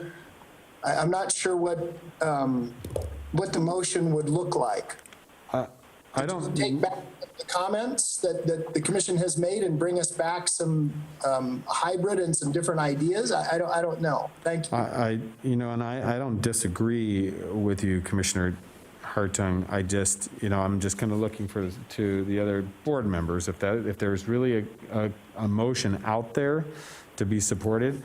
I don't think, and I think you're right, I don't think this is fully cooked yet in the sense that to take a position one way or another, whether it goes to the manager's office or, and I think we need to have some further discussions about budgetary and some other challenges there as it pertains. So, I'm with you. I just, because I don't know all the details I don't think we can really put that up there. So, Commissioner Herman, I have you sign. Hold on a second. Commissioner Herman. Are we ready for a motion? Before that, Mr. Wasviel, were you trying to chime in? Mr. Chair, this was Dave Solero trying to. Oh, Dave, go ahead, Dave. Yeah, no, I appreciate the conversation, and Commissioner Hartung is correct. We have a lot of information. I've got 3 or 4 pages worth of notes here, but I do believe that this topic is important enough that I would please recommend, at least from my perspective, that a motion be made so that we can work with that motion as a board. Again, we've got all your individual comments. We've got a lot of conversation from the public. We have a lot of conversation from staff. But if there are specific things that you as a board can give us motion on or direction on, I would certainly appreciate. I think that would just help us get to an end result here that is workable for all of Washington. Okay. All right. Further conversation, Madam Vice Chair. Thank you, Mr. Chair. I think it's important for us to give them a motion from the perspective of specific things that we would like to see in here. And I know Commissioner Herman has a motion ready to go, and so we'll see that. But I do want to comment on the last public testimony and simply say that a valid point was made. Our constituents are the single most important thing to our operations here, and they have a right to know what's going on. And we need to put the budgetary requirements to them. And I know that's going to be tough, and I know we'll have to say, well, where are we going to cut? But I agree that this is something that's been drug on too long, and we need to move forward with remembering to put our constituents back on the first base.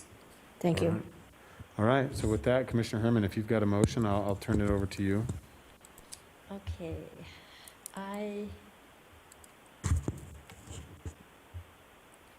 Okay, so let me just premise this with, as far as my district's cabs, this is what I would want for the people that I represent.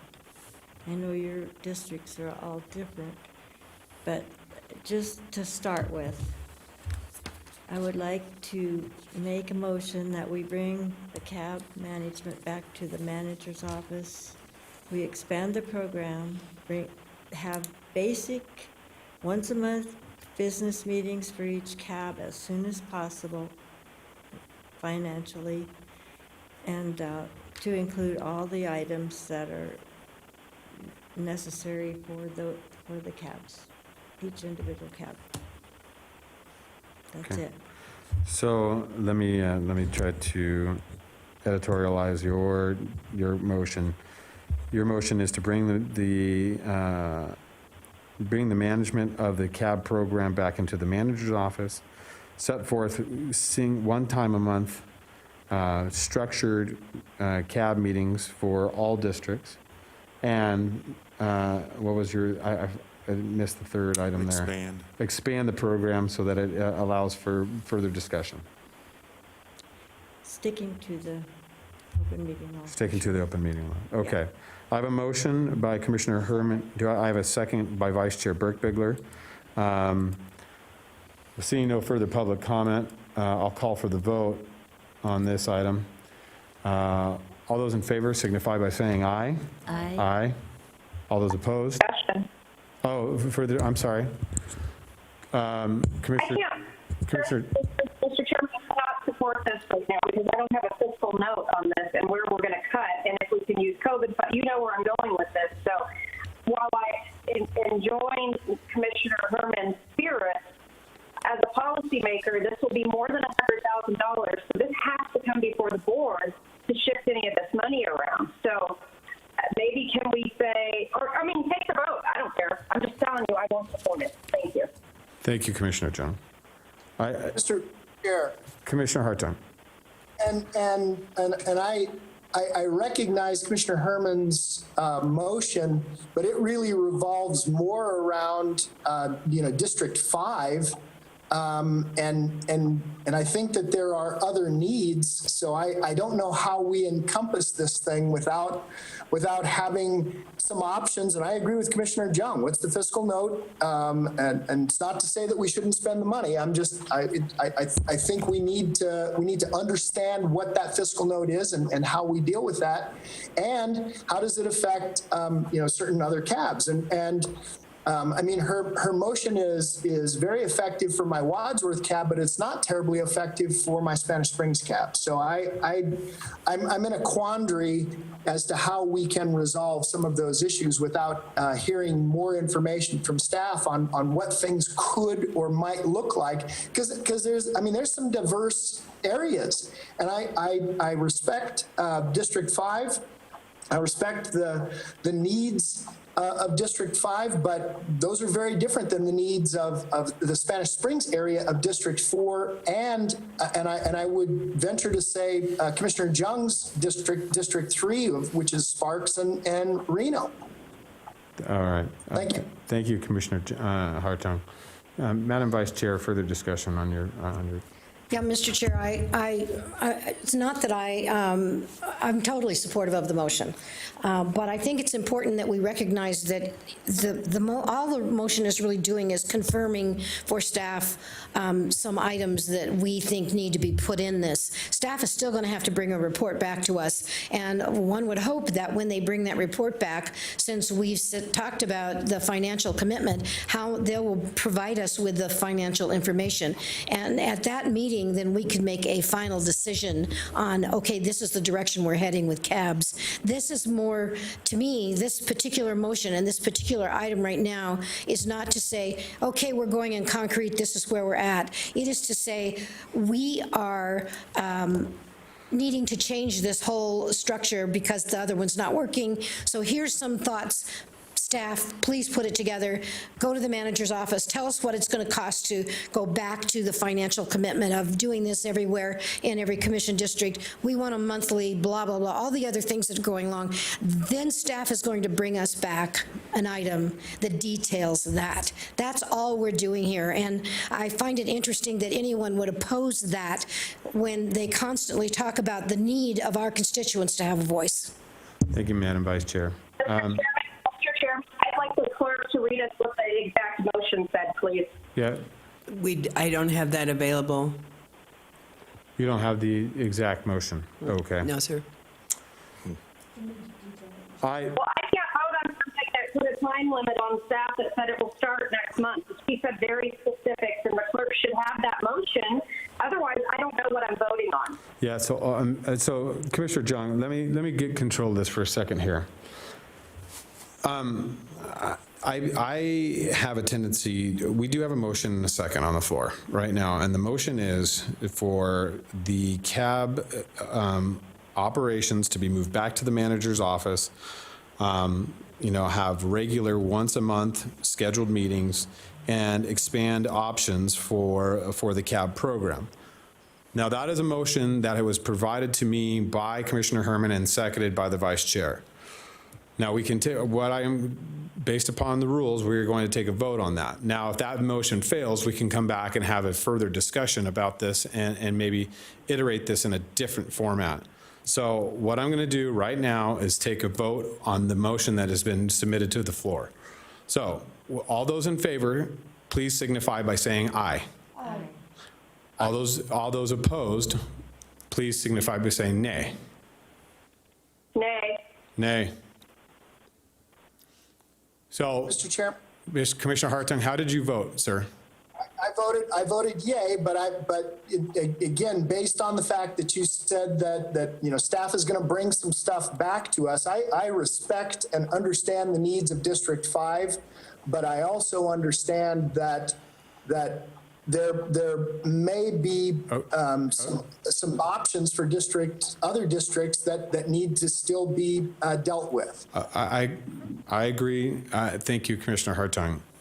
We have now the motion passed with 3 commissioners in the affirmative and 2 commissioners in the opposition. I was a yay, Mr. Chairman. You were.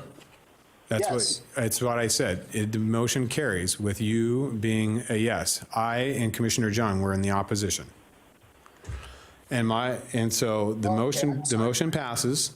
And so the staff did receive, and Mr. Solero, I believe, is still with us on Zoom. He did get a motion to move forward with the program, and has got the basic direction. And I believe, my understanding, we'll bring it back to the board. So, Mr. Solero, do you have something to add, sir? No, thank you, Chair. For the record, Dave Solero, Assistant County Manager. I did want to confirm that, yes, we needed a motion to be able to craft a program to be able to bring back for voting, because the program does not have a budget, the program does not have staffing. That needs to be developed, but we needed some concrete items to develop that around. So thank you very much. I believe that this formation of a cab cannot be made in a motion, the complexities that are needed for every district. My district is definitely different from Commissioner Herman's. There's no two ways about it. I have city residents, I have county residents, I have unincorporated, all kinds of different things that are much different. So hopefully those details will come back at a later time and date, not saying that we don't support a CAB program, that we want to make sure that it's very clear what that program identifies for each district and how that's run. Commissioner Herman, final comment. I just wanted to make the comment that the people from the city of Reno and the city of Sparks do have already their NABs. Yeah. So we are just supplying a cab to our Washoe County citizens Don't disagree. that aren't represented somewhere else. That's who we're supplying this to. Wouldn't disagree with you. ma'am. Okay. Thank you. All right, we'll close item 7. We are on to item 8. Yes. All right, I'm just gonna open the item and Mr. Manager, can we open item 8, please? Item 8 is a recommendation to accept the registrar of voters' submission of a second petition to establish the unincorporated town of Warm Springs Valley per NRS 269.540.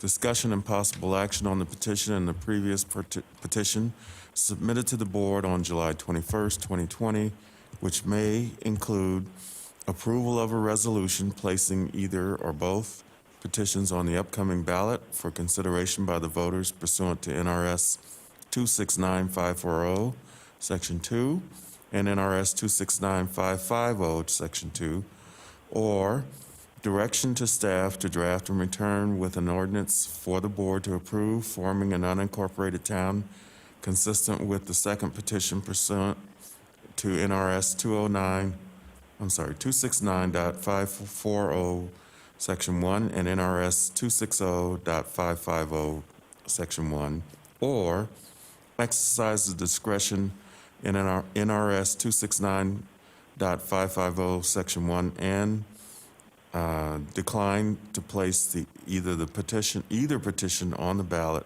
or to create a town by ordinance, or number 4, other direction as deemed appropriate by the board. All right. That is number 8. sir. Thank you, Mr. Manager. We are joined here today with Deanna Spicula, the Registrar of Voters, and also our District Attorney, Dave Watsfield, is with us to give us any legal questions we may have. But with that, I will open this up. Ms. Spicula, the floor is yours, ma'am. Can you hear me? Good morning, Chairman Lucy and Commissioners. I'm here to bring back the first petition that was heard on July 21st, I believe. The commission meeting on just July 21st, and also to bring the second petition to establish a unincorporated town in Warm Springs Valley. Ms. Spicula, can you pull that microphone closer to you so that everybody can hear you, especially for the commissioners that are not here with us? Thank you. All right, thank you. Again, we're bringing back the petition that was heard at the BCC meeting on July 21st for recommendation on the direction for that petition, as well as bringing the petition number 2 to establish the unincorporated town of Warm Springs Valley for the acceptance of the sufficiency of petition number 2, and also for direction on how to proceed with that petition. In consideration with moving through evaluating these both of these petitions and kind of zigzagging back and forth between the statutes, specifically NRS 269, 295, and 293. Some of the recommendations that are being proposed for your consideration have been included in the staff report, which Manager Brown had just read for everybody. And also just to remind everybody that I will need to have the decision on whether or not to place this ballot question on the 2020 general election ballot by the end of this week, as our ballots will go into production, and at that point in time, no more changes can be made to the ballot for the general election. All right. Thank you, Ms. Spicula. Mr. Watsfield, do you have anything to add in regards to the petitions that we have in front of us today? Just a few comments. There's an extensive discussion of how an unincorporated town is formed and lots of discussion about the issues. Very broadly, you have 2 petitions in front of you to form an unincorporated town. And there's a lot of issues that are presented by both of those petitions. And one of the things that I wanted to note is, if nothing else was clear when you look at that staff report, the statutes that the 2 petitions were brought pursuant to are not particularly well drafted. They do things like incorporate other statutes by reference. Those statutes that have been incorporated by reference don't fit particularly neatly within the processes described in NRS Chapter 269. And so it's understandable that there's a lot of confusion by the parties on this. And I suspect that's why you have such a large contingent of people who are here for public comment. Nothing in the staff report suggests a recommendation that the board should or should not proceed to place either or neither of these onto the upcoming ballot. Really, the staff report is just a discussion of here's the issues, here's the concerns that were identified, and here's some brief analysis of what the statutes require when you're forming an unincorporated town. All right. Again, it's extensive, so if there's specific questions, I'm happy to go ahead and respond to those. Thank you, Mr. Watsfield, for that brief understanding. What I'm going to do, though, before we jump into deliberation between the commissioners and questions, well, actually, Commissioner Herman, do you have a question for Ms. Spicula? All right, we'll go ahead. We'll go. I don't want to keep her very long, so I'll go ahead. Well, I was going to go to public comment first. Okay. All right, so I'm going to go to public comment first, and we're going to open up public comment. We do have an extensive amount of public comment. Before we have further discussion, I think it's prudent that we get all the information from the public, and then we can ask those questions that we may get from them. So with that, Madam Clerk, I'm going to start with the voicemails. I have a voicemail from Rebecca Dismore. If I can have that played now. Hi, my name is Rebecca Dismore, and I'm a resident of Warm Springs Valley and a concerned citizen of the behavior and handling of Washoe County regarding Petition 1, Agenda Item 8 for Tuesday's BCC meeting. I expect the UT initiative to appear on the November 3rd, 2020 ballot, and if it does not, I will be joining with others in this community to take legal action against the county and people involved in any unlawful activities. We will not be bullied or ignored. I have friends and family that reside in District 1 and District 4, and I will certainly let them know to vote otherwise, since representing the voice of the people does not seem to be part of your concern. Thank you. All right. Next, Mariah Barbado. Hi there, this is Mariah Barbado. I live off of Amy Road. I'm a Warm Springs resident, and I do want to support us becoming our own town of Warm Springs Valley, an unincorporated town. And if you would like to give me a call back, my phone number is 775-848-1283. And once again, I want to show my support for being an unincorporated town of Warm Springs. All righty, you take care. Bye-bye. Okay. Next, I have a voicemail from Susan Arnold. Yes, hello. My name is Susan Arnold, and I'm calling about the meeting for tomorrow, August 18th, petition number 1, agenda item number 8. This is in reference to the Warm Springs UT initiative, and I fully expect to see this on the November 3rd ballot. And if not, I will be joining the others in this community to take legal action against the county and the individuals involved in any unlawful activity. You need to know that we are committed to having the UT and are not going to be stopped by your unlawful activities, be they intentional or not. We fully intend to fight this. We want to be an unincorporated town, and we will get it. Thank you. All right. Next, I have a voicemail from Julie Brandt.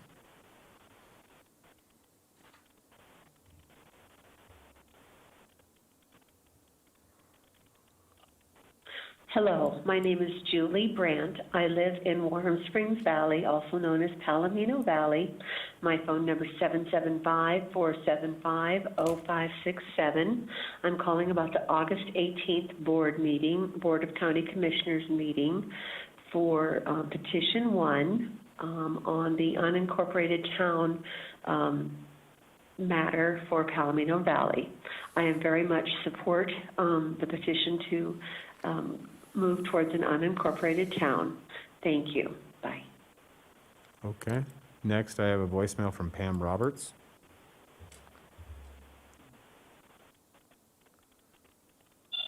My name is Pam Roberts, and this public comment is regarding item 8 on the BCC agenda for August 18th, 2020. I am a resident of Warm Springs Valley. I believe I reside within the boundaries of the proposed unincorporated town in petition number 1, which was on the agenda for the July 21st meeting. I provided public comment opposed to establishing a UT, and I'm not sure whether I reside within the boundaries of the newly proposed unincorporated town in petition number 2, as there is no map attached. However, hopefully I do not. If I understand the documents attached to this agenda item, the Registrar of Voters states there are 27 eligible voters within the smaller UT area in petition 2, and that 18 of the 24 people who signed the petition were verified. I can't help but wonder if those 18 signatories understood that only the people who reside within the 20 square mile area of the UT will be taxed and or subjected to a user fee schedule or a combination of both in order to pay for the town services and the administration of the town advisory board, which must hold monthly meetings. For these reasons and those I stated in earlier public comment today, as well as public comment on July 21st, I strongly urge this board decline to put either petition on the ballot this fall and provide direction to the petition committee so that they may prepare a less confusing petition to be recirculated for signatures. Next, I have a voicemail from Julie Murphy. Hello, my name is Julie Murphy, and I'm a resident of the Warm Springs, Palomino Valley area. I'm leaving a comment for the BCC Board of County Commissioners for Agenda Item 8, Petitions 1 and 2. My comments are in response to the petitions regarding the establishment of the unincorporated town of Warm Springs Valley. I vehemently oppose any further action on the unincorporated town discussions for the two following reasons. The first one being total confusion. After reviewing the staff reports and agendas for both today and July 14th, 2020, and talking to my neighbors in the valley, I have come to the following conclusion. It appears that there are two separate UIT proposals. The first encompasses the entire Warm Springs, Palomino Valley area as referenced in the Warm Springs plan. The second UIT proposal is much smaller and, to my knowledge, only includes the land on the west side of 445 to include Winnemucca Ranch Road where I live. The group representing this particular petition have not been forthcoming to the rest of us in the area with their plans. If the second proposal exists, I am disturbed by the underhanded way in which it was carried forward and presented as if it had water support. The second UIT is the most disturbing, secondly, because it appears that a small and select minority are trying to incorrectly represent the majority. We of the Warm Springs, Palomino Valley community have spoken against UIT, and yet this select group appears to be trying to drive their agenda over our objections. This is not the way a democracy was designed to function. At no time have I ever been approached or received any information on this activity. Because of this group's underhanded, backdoor, and suspect actions, I would ask that the BCC members oppose or deny any action to recommend or approve this petition or any ordinance changes being requested.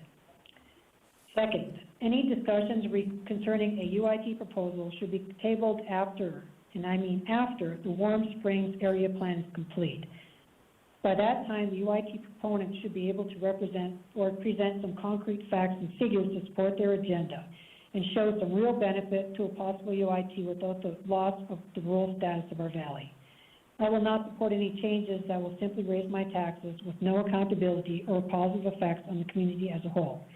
In conclusion, I would ask that the BCC deny these petitions. They are simply not desired by the majority of the Warm Springs, Palomino Valley community. Thank you very much and have a great day. Next, I have Jane Lewis. Your mic's off, Mr. Chair. My name is Jane Dido Lewis, and I live at 4100 Wild Horse, and I'm a resident of the Warm Springs Valley. I'm commenting on the Petition 1, Agenda Number 8, for the Tuesday BCC meeting. I expect the UT initiative to appear on the November 3rd, 2020 ballot, and if it does not, I will be joining with others in the community to take legal action against the county and any people involved in any unlawful activities regarding this petition. Thank you very much and have a great day. All right, next I have Maeve Ambrose, voicemail. Maeve Ambrose, BCC meeting, August 18th, agenda item number 8. Ultimately, the only fair way for this matter to be decided is by the entire community voting at the ballot box. However, because we have dual petitions in their present state that are misleading and possibly defective, I believe the petitioners need to define the boundary of the town with a clear map, not just using GPS coordinates, and fix the conflicting language, bring it back, and then put it on the ballot after the appropriate number of signatures have been collected. thus ending all the confusion that exists now. This will also ensure accurate, validated information rather than subjective, vague information, as has been to date circulated to the residents. Previously, petitioners have used what I consider to be scare tactics in the information provided by them to the community. After midnight Sunday night, they used the same tactic when an email was sent out by one of the UT organizers to 80 residents. I will quote one paragraph verbatim, leaving out names. I've heard that one of the commissioners is working with developers who are looking to annex parts of Warm Springs Valley to expand Sparks, Nevada. If we don't get the UT on the ballot and pass it in November, we are likely to see attempts at annexation, rezoning, and development within the next few years, likely 2 to 3. Without the UT, it will be up to the BCC and the cities of Sparks and Reno as to how development proceeds in this valley with little input from residents in our area. Interestingly, the threat of Reno annexation was used earlier in the year by the same UT organizers. In my opinion, you can't change the rules before the game is over unless all interested parties agree. At this point, there is doubt that a consensus could be reached. Thank you. All right, next, Jason Arnold. Good morning. My name is Jason Arnold. I'm calling in reference to the BCC meeting scheduled for 8/18 tomorrow. Participation number 1, agenda item 8. My comment is, and request is, that the UT Warm Springs Valley Initiative appear on the November 3rd ballot. If not, I will join with others in the community to take legal action against the city, or the county, excuse me, and any individual at the county that has participated in an unlawful activity. Thank you. Next, I have a voicemail from Vicky DiMambro.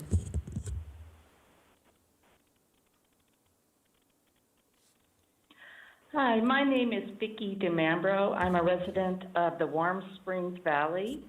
I'm leaving a comment for petition 1 of agenda item 8 for today's BCC meeting. I am strongly urging you to support us in our application and petition to create an unincorporated town and give us the right to vote on this. I strongly urge you to do this. It's very important to some of us.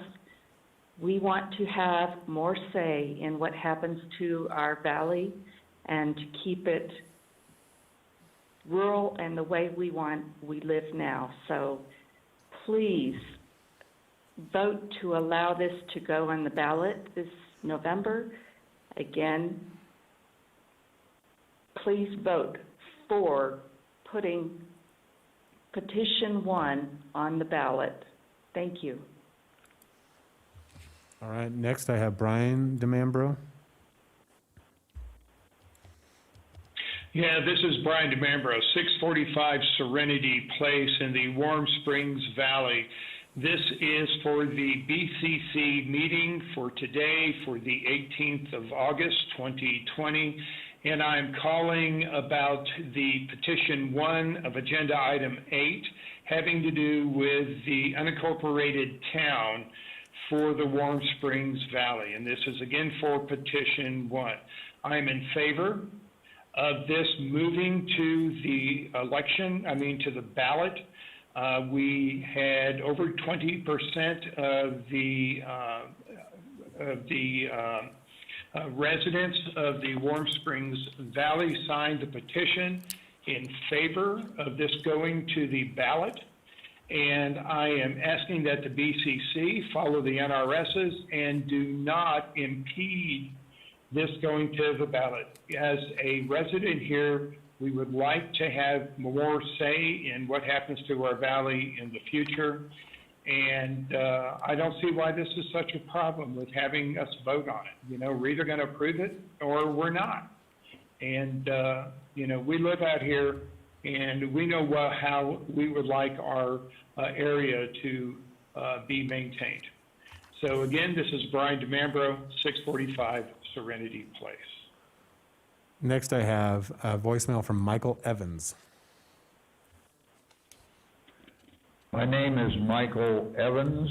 I reside at 3205 Wilcox Ranch Road out in Palomino Valley. It's a Reno 89510. I'm calling to indicate my support for placement of the question of an unincorporated town for Warm Springs Valley pursuant to the Nevada revised statutes on the November ballot. This is for the Board of County Commissioners meeting this morning at 10 o'clock, and it relates to item 8 which is petition 1 on the agenda for this morning's meeting.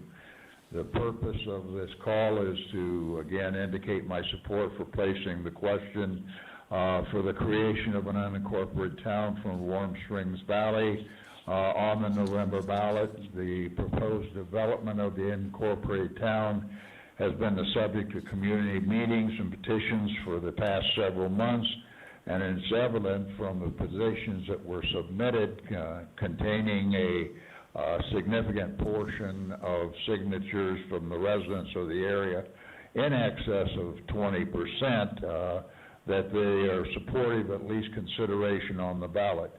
Having met the conditions for the placement of the matter on the ballot, as prescribed by the NRS, it's appropriate for the matter to be placed on the ballot for determination of the residents.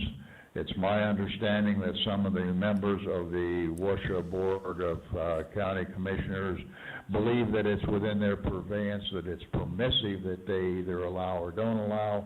My reading of the statute is to the contrary, that the matter is sufficient. Signatures have been reached on the petitions. It must be placed on the ballot, and failure to do so will probably result in legal challenges coming down in the future. I've been a registered voter since 1964, including the time that I was in Vietnam in the 60s in the Marine Corps, and I voted in every election. I firmly believe it is the duty and responsibility of elected officials to consider the views of the citizens they represent. To do otherwise for reasons of personal interest or benefit is inconsistent with the principles upon which this great republic of the United States of America was founded. And I will work arduously against the re-election of any representatives who do not honor their responsibility to the voters.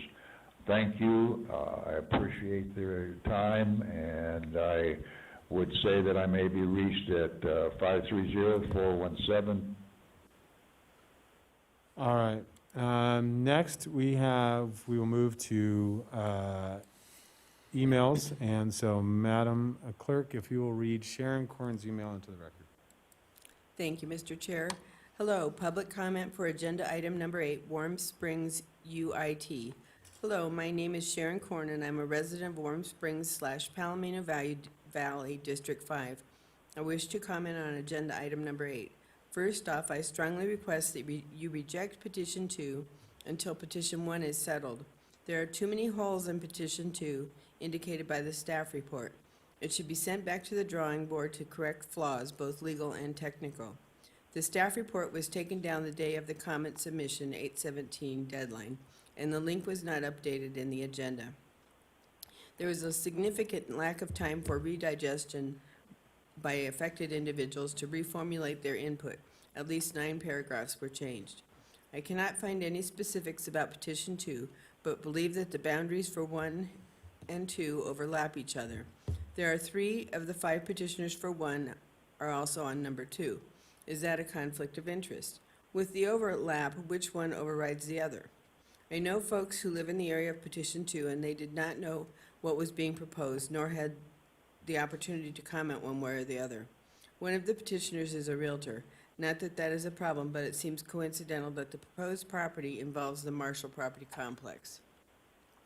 Need to separate the 2 issues, letting the first one go through the first ballot in November. No information about the second proposal is easy to find, if at all. We need to wait until the WS area plan is finalized to see how the community wants to handle the possibility of multiple UITs out here. Please only make a decision on petition 1 until all the details are known. Thank you for your time.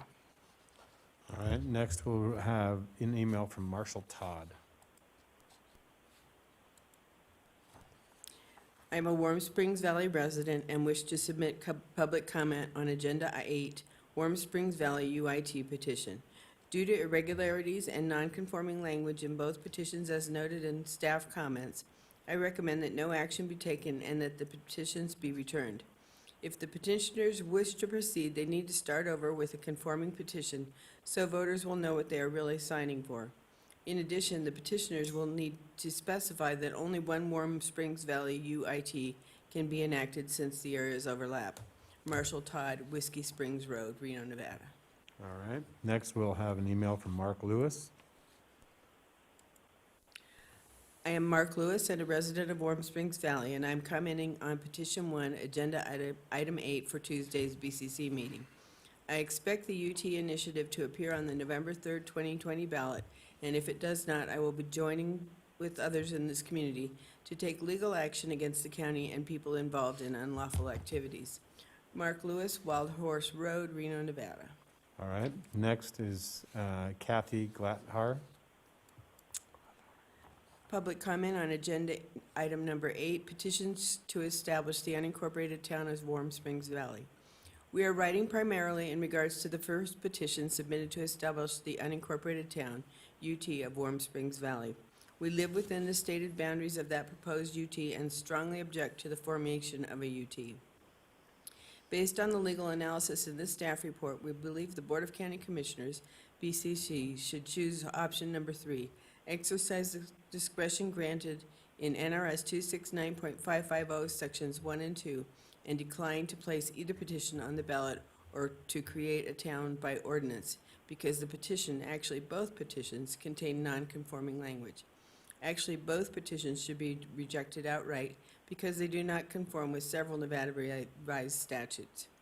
We do not believe the proponents have done their homework with regards to the cost to the taxpayers for the UT to provide the streetlight service. They stated the cost would be in the form of a special tax levy of approximately 0.00011 per $100 of assessed value, ?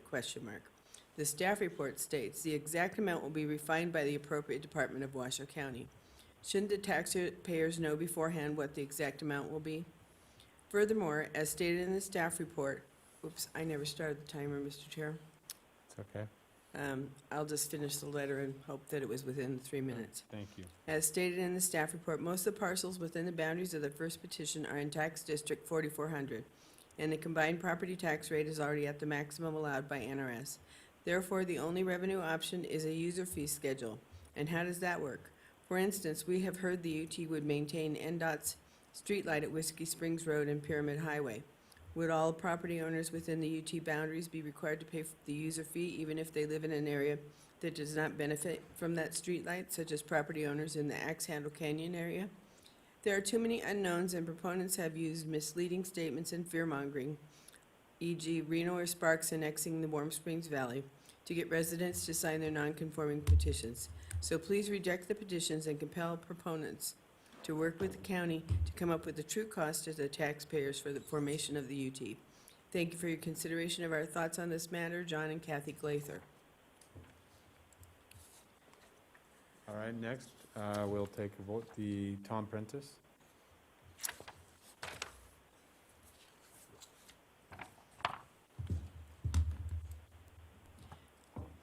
Attached for the record, please find my formal objection to any discussion regarding the placement on the next general election of the petition identified as Petition 1 in the Agenda Item 8 of Staff Report dated August 13th, 2020.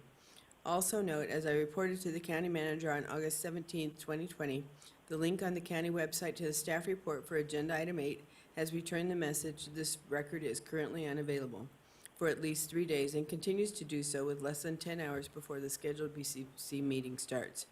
How is the voting public supposed to know what the BCC is being presented with absent access to this critical information? In light of the public's inability to access the current staff report, which I believe may constitute insufficient notice, I think the proper thing to do is reschedule agenda item 8 to some future BCC meeting date when the voters have adequate opportunity to read, review, and prepare comments on that report. Sincerely, Tom Prentice. And Mr. Prentice has attached what he calls a formal objection to the petition, and it is 5 pages long. Did you want me to try to start to read that, Mr. Chair? No. Okay, place it we'll on the record. place it on the record then. Thank you. Next, Sharon Gustafson's email, please. Considering the underhand and conniving, sleazy, deceptive contortions attempted by a mere 18 people to ram the scourge of the unincorporated town down upon the majority of people in Warm Springs Valley, over 1,500, who do not want the UT, along with the use of extremely fuzzy, convoluted, inaccurate, unmathematical malfeasance through manipulating a few deliberately deceived people, the flagrant abuse of an uninformed, unaware fraction of inhabitants, and the dishonesty conducted by the corrupt, egocentric political actors, commissioners must not force upon us this illegitimate incursion against our sovereignty, exploiting the unsuspecting nature of our citizens, imposing this travesty upon us by a very few most nefarious people who intend to rule us. With 2 licensed realtors as vanguards for this mandated ordinance, there is a huge conflict of interest here. These power grabbers are hiding from us the truth. Our taxes will increase substantially and our valley must not be split. Sharon Gustafson plus Kathy McCovney and Mark Burnett. All right, next we will take an email from Sean Dismore.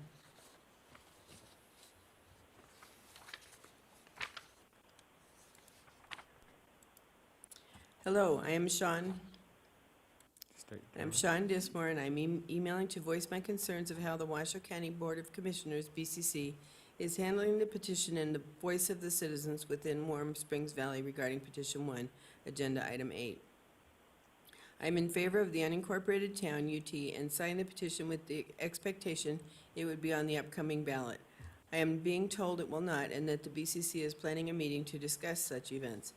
As a voting citizen within this community and have friends within Districts 1 and 4, I will make sure they hear me when I talk about what the BCC and members of Districts 1 and 4 are doing.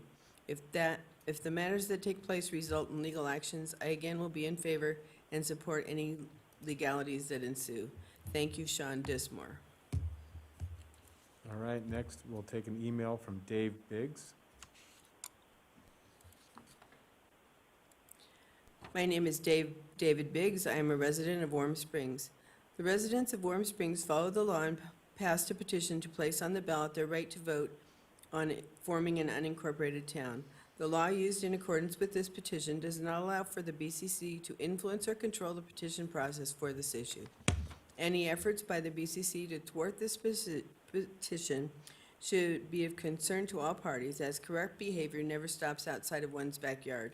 The corruptors will simply let you off for the moment, but when their eyes set on things important to you, they will discard you without hesitation. Beyond Warm Springs' rights to place this issue on the ballot, there are numerous other concerns which need to be thoroughly addressed, especially related to the environmental impact large growth in this area will cause. To name a few, water in this valley is not abundant, especially during dry spells, and some already living in this area have experienced having inadequate amounts of water to simply exist in their homes, let alone on their properties. The wildlife situation also must be considered. As of now, with a smaller population, there are accidents, some fatal, practically every year involving vehicles colliding with wildlife, including horses and deer. In addition, the roads in this area are barely adequate to handle the current population, and any type of increased population would require massive and expensive road improvements.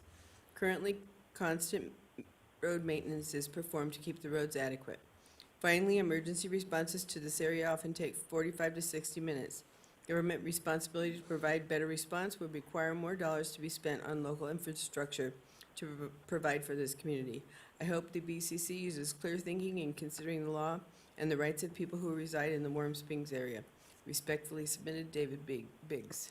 All right, and then we'll accept an email from Terry Evans.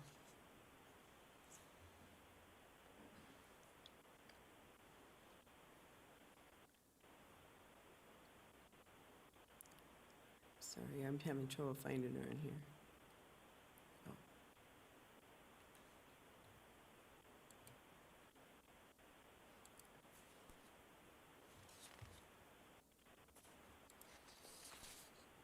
Washoe County Board of Commissioners, WCBC. My name is Terry Evans, and I reside and am registered to vote at 3205 Wilcox Branch Road, Reno, Nevada, located in the area known as Palomino Valley and Warm Springs Valley.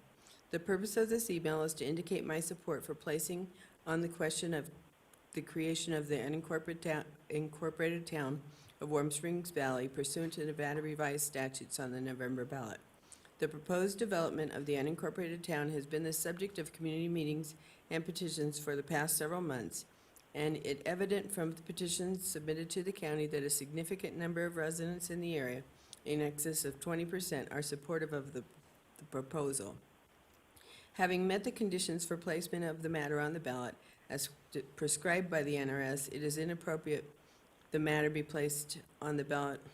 It is appropriate the matter be placed on the ballot for determination by the residents of the area.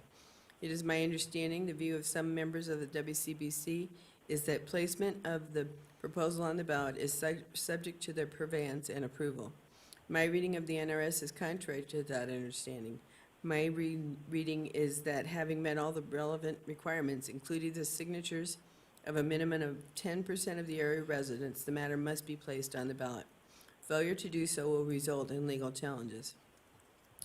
Having been a registered voter since 1966 and having voted in the election since then, including while serving in the United States Marine Corps in Vietnam in the late 1960s, I firmly believe it is the duty and responsibility of elected officials to consider the views of the citizens they represent. To do so for reasons of personal interest or benefit is inconsistent with the principles of this great republic of the United States of America. I will work arduously against the re-election of any representatives who do not honor their responsibility to the voters. I may be reached at, and he leaves a phone number, if further comment is desired. Thank you, and respectfully yours, Terry Evans. All right, and then we have the final email from Mr. Robert Gunn. I'm glad to hear you say final email. Washoe County Commissioners, I urge you to approve the petition for the unincorporated township for Warm Springs, Nevada, so that it can be placed on the ballot for the coming election.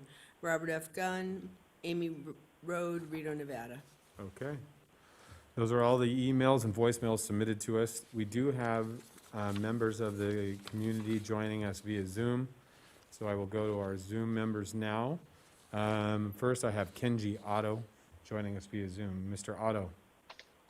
Yes, sir. All right. The Petitioners Committee has clearly stated their desires to place the question of formation on the ballot without reference to the Board of County Commissioners in accordance with NRS 269.54, Section 2, without reference to the Board of County Commissioners as expressed to the county manager and the ROV in an earlier in-person meeting.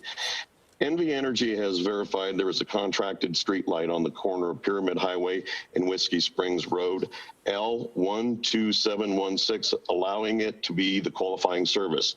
NV Energy services and maintains the street light. The fee schedule indicated the cost to be less than $20 a month, or approximately $240 a year, divided by the number of taxable parcels within the requested town's boundaries, not the number of voters.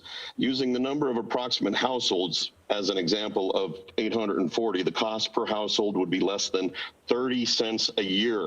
Regarding the second petition, I researched the potential numbers to determine the estimated cost of the tax for the street light per parcel, determining 0.00011 would be the best estimate, and estimate with what information was available. The second petition writer failed to change the cost per household to a greater number, inflated number, since this area was decreased by approximately 90%. So you went from 200 to 20, and the smaller area has no existing street light.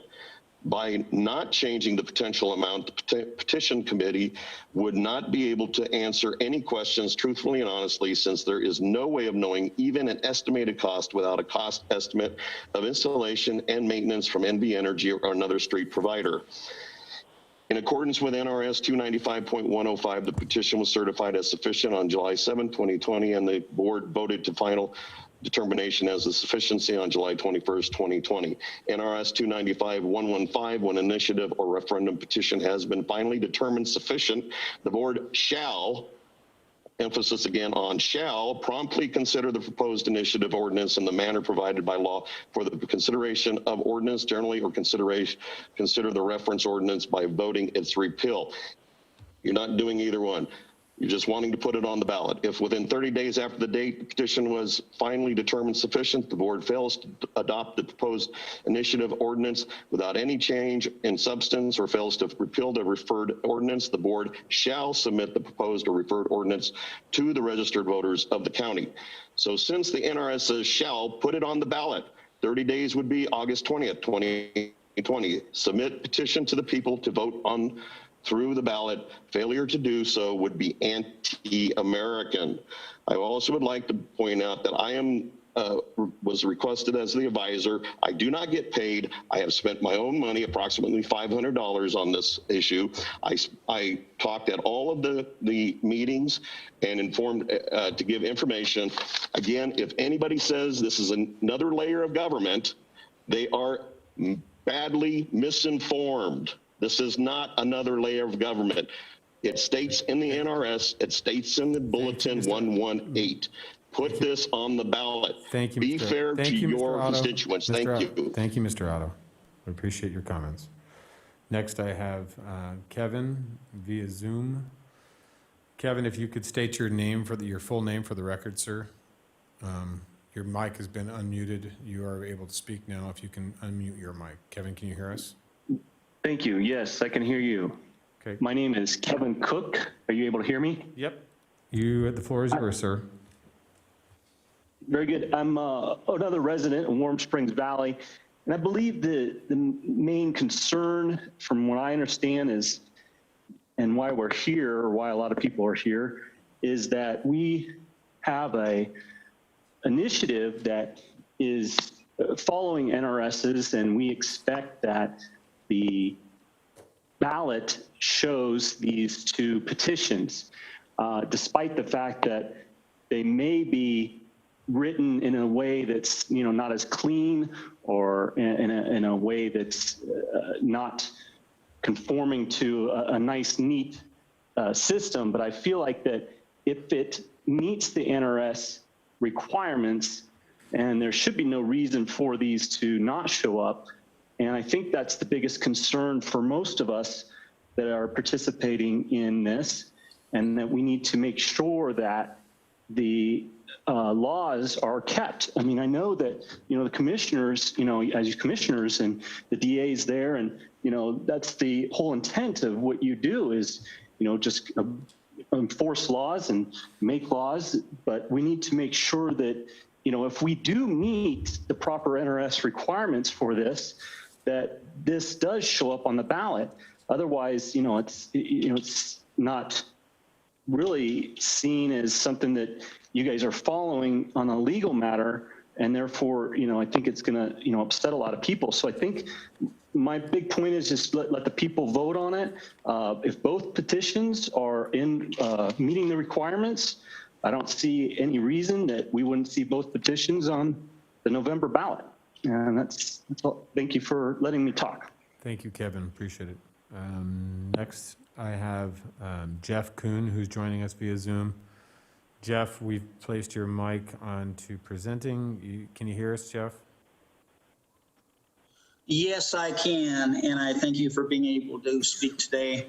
My name is Jeff Kuhn. I live at 14955 Pyramid Way.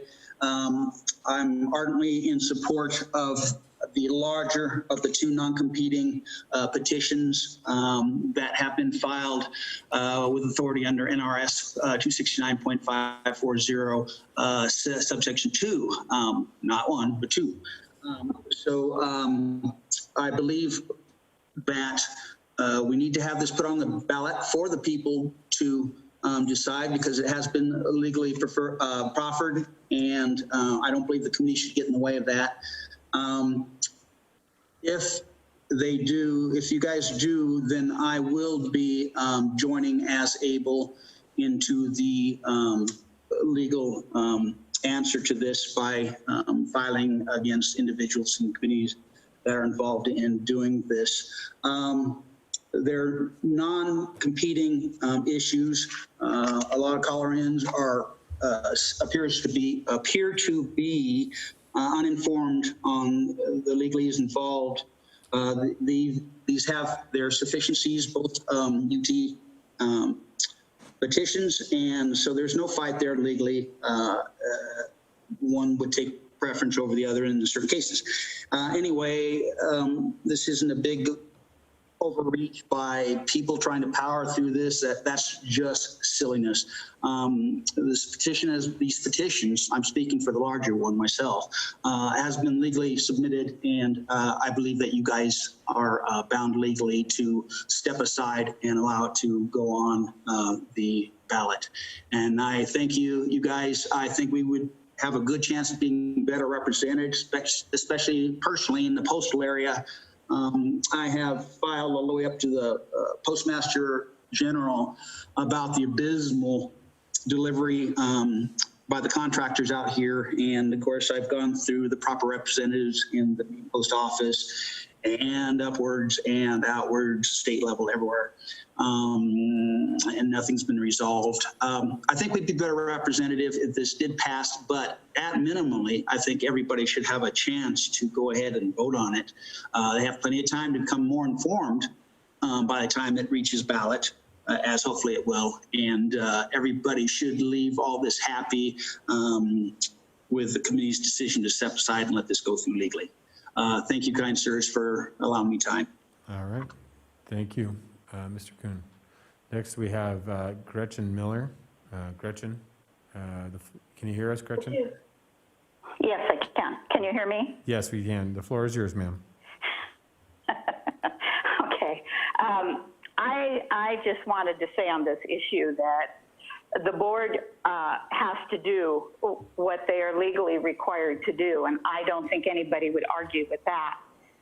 But that being said, I also believe that the promoters of the UT need to do what they're legally required to do as far as verbiage and such. I don't even know what that is because I haven't researched that part of it, but they should have if they're going to propose an initiative for a ballot. That's really a pretty strong statement to make, to put something on the ballot. And I also want to say that I'm pretty disappointed in the UT promoters and the county staff, both, because I listened last month to the meeting that discussed accepting the registrar of voters' validity of signatures on the petition. And I heard Commissioner Hartung ask for a staff to provide him with the dollar impact to Washoe County and the dollar impact to Warm Springs area if the UT was passed. And I saw nothing of that in the staff report. It just simply discussed the fact that we've reached our max on the property taxes collected, and that the money, if I understood it correctly, the money used to run the UT would have to be collected through additional fees on the residents. And that's a little disturbing because the UT promoters have never, in any of the meetings that I've attended, provided any factual information on how this UT is going to be run, or given me any comfort level on the competency of the board members to run it. If somebody asked for the cost, they would just say, hey, we'll get it from the county. Well, I don't buy that. And that to me is not a factual statement, that's a wish list. So I I don't have a problem voting on it or putting it on the ballot, but I do believe that the process has to be followed correctly and that factual information has to be presented. I am very skeptical that we would get a post office out here if we formed a UT. But, you know, stuff like that has been thrown out into the air in the valley about getting a fire station, Thank you, Ms. Miller. Thank you, an Ms. Miller. urgent care, Ms. Miller. you know, you name it, we'll get it. Thank you, Ms. Miller. That's all. We appreciate your comments. Thank you, Deb. All right, seeing no further public comment, we'll close public comment and bring it back to the board at this time for further discussion. We have the Registrar of Voters here to answer questions, and Mr. Watts Vial, our district attorney. Before we jump into some further discussion, the DA would like to make some clarifying comments in regards to threats of legal action and different NRS code. So with that, Mr. Watts Vial, can you give us a little brief discussion on or clarification on issues? Sure. Thank you, Mr. Chair. Dave Wattsfield with the Washoe County District Attorney's Office. To start, I want to make clear that there's two things that are being requested today. One is to accept the certification of the Registrar of Voters and the signatures that were placed on the petition. That's largely a ministerial action. The Registrar of Voters has certified it, and the board can take action on that today. The second issue is whether to place the matter of the formation of the unincorporated town onto the ballot. And there's lots of comments today, and the staff report addresses it, but I want to make clear a couple of things. There's two different ways to form a town. One is by ordinance, and one is by resolution of the board. And I broke the staff report breaks down the process for formation by a ballot initiative, and it notably cites to the fact that if you proceed under 269.5402, which does have the language without reference to the Board of Commissioners, and there is 10% of the number of voters in the area who voted at the last preceding general election in the county, then that is sufficient for that petition. The issue that nobody has really addressed, and the staff report does cover, is under the second section, 269.550 sub 2, which, well, it doesn't note on the staff report, but that section specifically notes and references the previous section at 269.540 sub 2, and says, one second.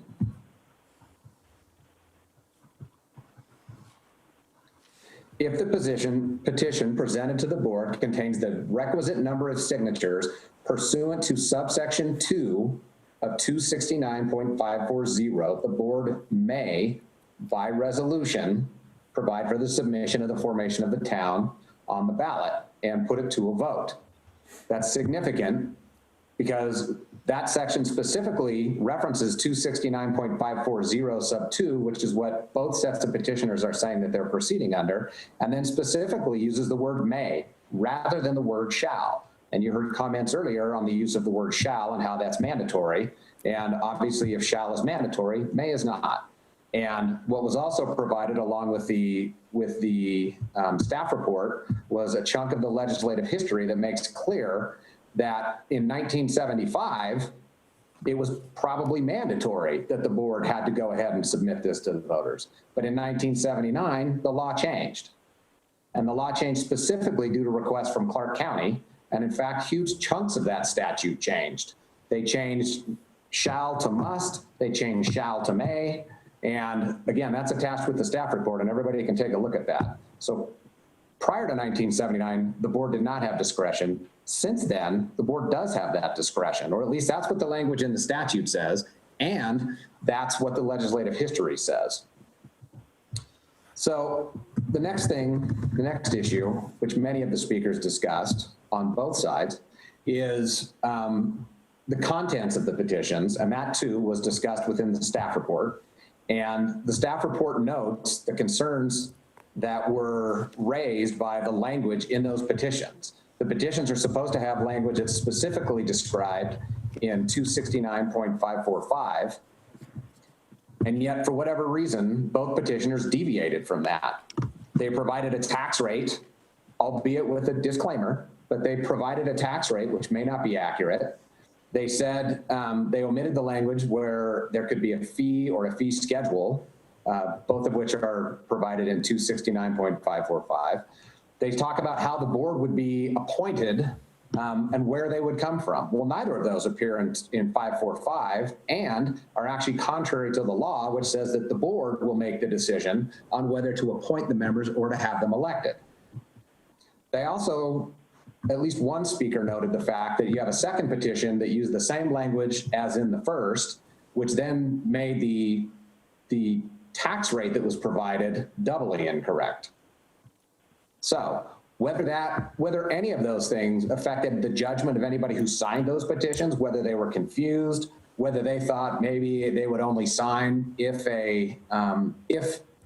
the town advisory board was made up of people that were chosen by the town advisory board, or if they came outside of the specific plan area, nobody knows that. But there were a couple of public comments today that strongly suggest that people were confused by that language. Great, thank you, Mr. Watts. So, thank you, Mr. those are the larger issues.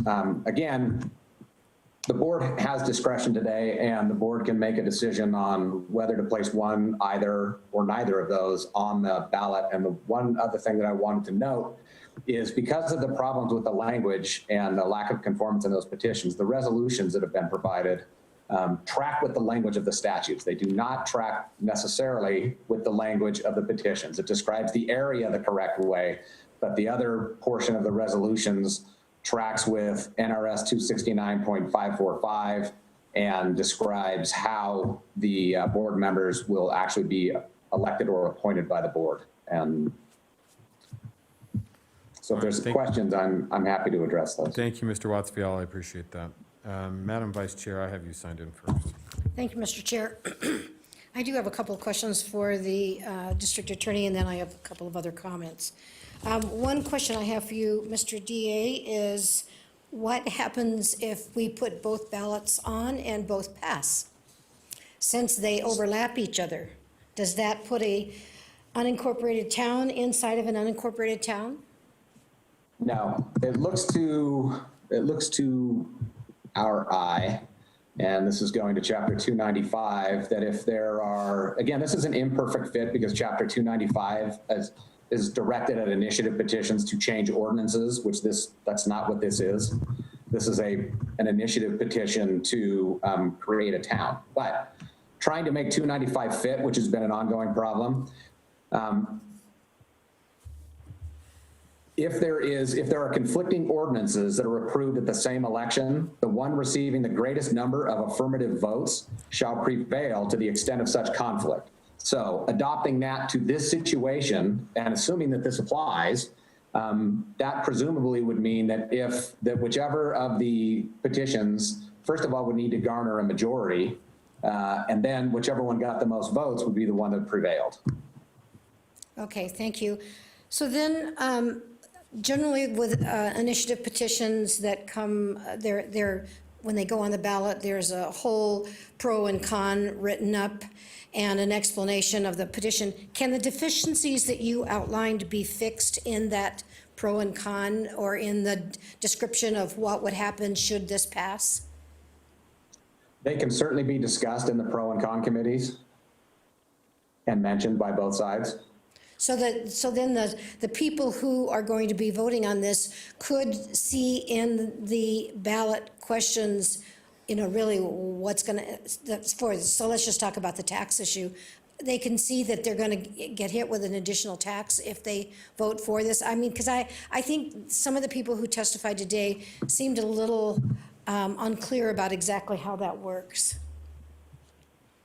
Yeah, because there is a fiscal impact, obviously, with either of the petitions, and some of that's addressed in the staff report, and that would be appropriate fodder for the pro and con committees. Okay, thank you. So, just a couple comments, Mr. Chair, if it's okay. Please. I I'm always fascinated by people who come before us and threaten us. Threats generally don't work with elected officials, at least they certainly haven't worked with this commission. We are committed to do the right thing, and I don't know that anybody on this commission, because we don't poll each other, I don't know if anybody's opposed to this, but I have been, I've received several emails that have accused me in writing of being opposed to this, and I'm not opposed to it. Never have made a statement that I was opposed to it. Never have told anybody I was opposed to it. So I think, you know, it's interesting that you don't want to be bullied, but you don't have any problems bullying other people. And I think that's says something about who you are.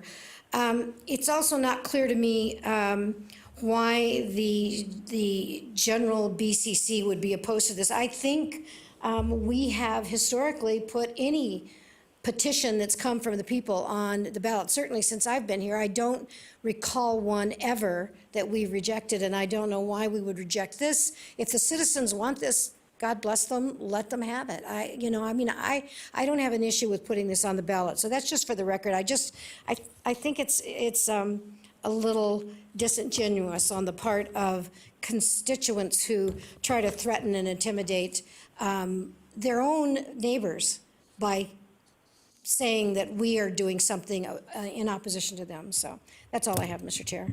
Thank you. Commissioner Herman. Mr. Chair. Off here, and I can't pull it off of there. I don't know why. But I was just going to make a quick comment and then ask some questions and then probably give a little bit more.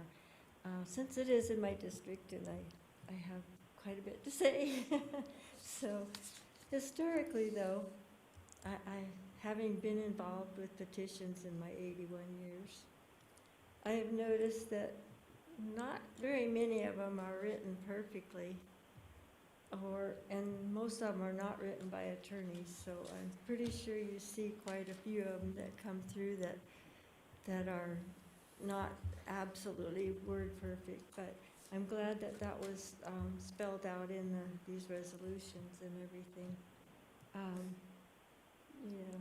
Okay, so that's enough of that. But the question somebody had about the areas being overlapping, actually one is within the other, so that's just the way it is. Little notes here. The first petition had 269 signatures, and the second had 27 at the best situation. So it's kind of representative of the valley. And so we were actually at 22%, I believe, in the big area. The smaller area was a smaller area, so it didn't need that. So the power pole was a question that some of the people brought up, and that the cost would be more with the small one than the large one. And I suppose everybody noticed that the second petition kind of mimicked all the wording, and even the name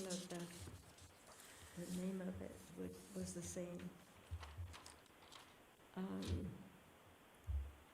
So the question was already asked whether both were put on the ballot and both passed, and then the second would be within, and so that's, I guess there's some way to fix that at some time, but, so I understand why you wrote the agenda items the way you did, because the law is very confusing and it is hard to understand. And then, what some of the people didn't understand was, why the two were on the same agenda item instead of the one which had already been before the board was on, and then the new one was on. And the smaller one has gone through a few changes when they found out that their properties weren't contiguous, as the law reads. Then they changed over to the other one where they have 18 signatures.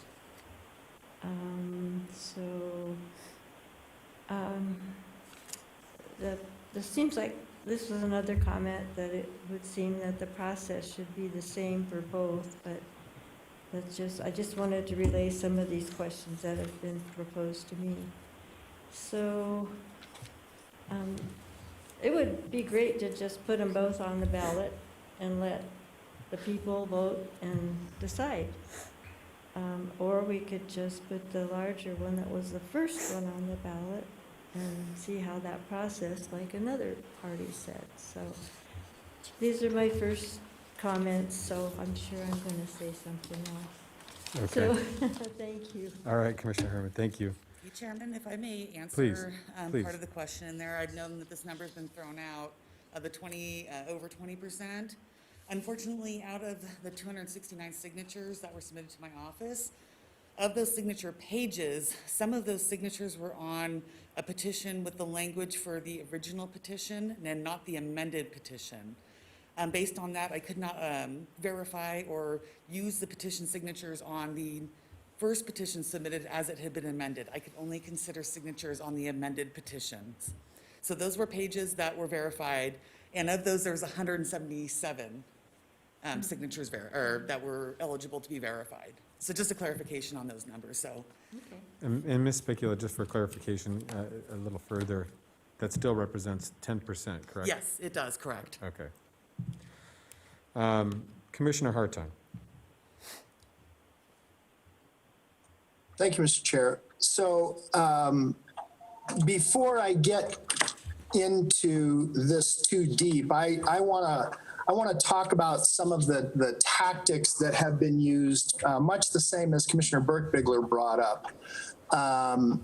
Mr. Otto had reached out to me, and I informed him that I wanted to read the staff report prior to having any real conversations because I wanted to understand where the staff was. That led to me being opposed to this whole entire process. And that's just simply not true. I wanted to, as Ms. Miller brought up, I wanted to understand the fiscal impact. I have no issue with putting this on the ballot. Then came the missive that was sent out by a fellow talking about me working with developers to annex the Warm Springs area into Sparks, which is just preposterous. One, commissioners don't do that. Two, it's not in our purview to talk about annexation. If Sparks is doing an annexation process, the first thing they do is take it into the SOI. The SOI was rolled back, as everyone will recall, in the update of the regional plan.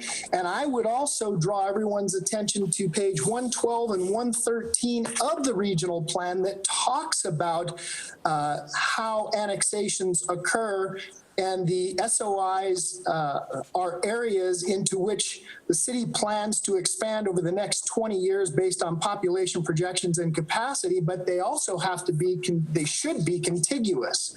And that's all pursuant to NRS 268.625.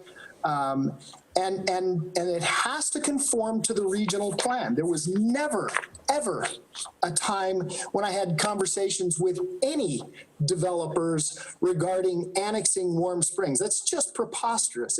And all it is fear mongering. That said, I've never been opposed to this. I think we should put it on the ballot. The question is between petition 1 and petition 2, or do we put it all on the ballot?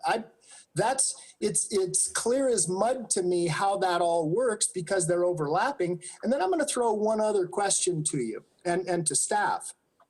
If the UI or the unincorporated township is adopted, what happens to the Warm Springs cab? Does it go away? Does it stay in effect? I don't know. It's not a comment either way on what should happen. It's just a question of what does happen, because now they have an unincorporated town council that represents them, and they conduct their own meetings. So I'm curious about that. If people want to tax themselves and create an unincorporated township and they want it on the ballot, I am fully in support of that. I merely asked questions that I thought were proper for the rest of the county and, District 4, of which I represent, and how it would affect taxpayers in District 4. I think it's our job to look at all the fiscal impacts. But again, I've never made any statements, and I would challenge anyone to show me where I've made statements that I have been opposed to putting this on the ballot. I think that it's a perfectly legitimate thing to put on a ballot. Let people vote. I'm okay with that. And that's all I have for now. I have other questions when we get a little later on with respect to how this is actually going to occur. But I know that time is of the essence. And so I think we should absolutely take this and put it on the ballot and just go from there.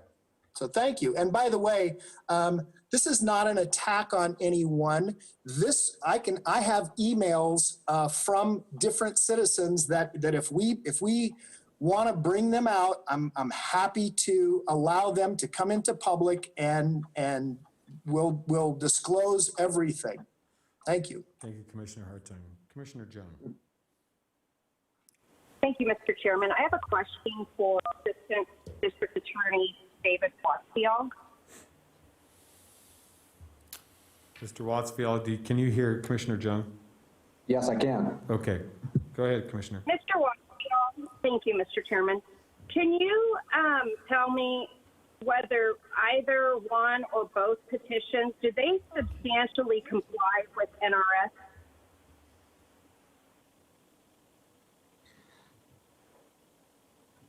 Thank you, Commissioner.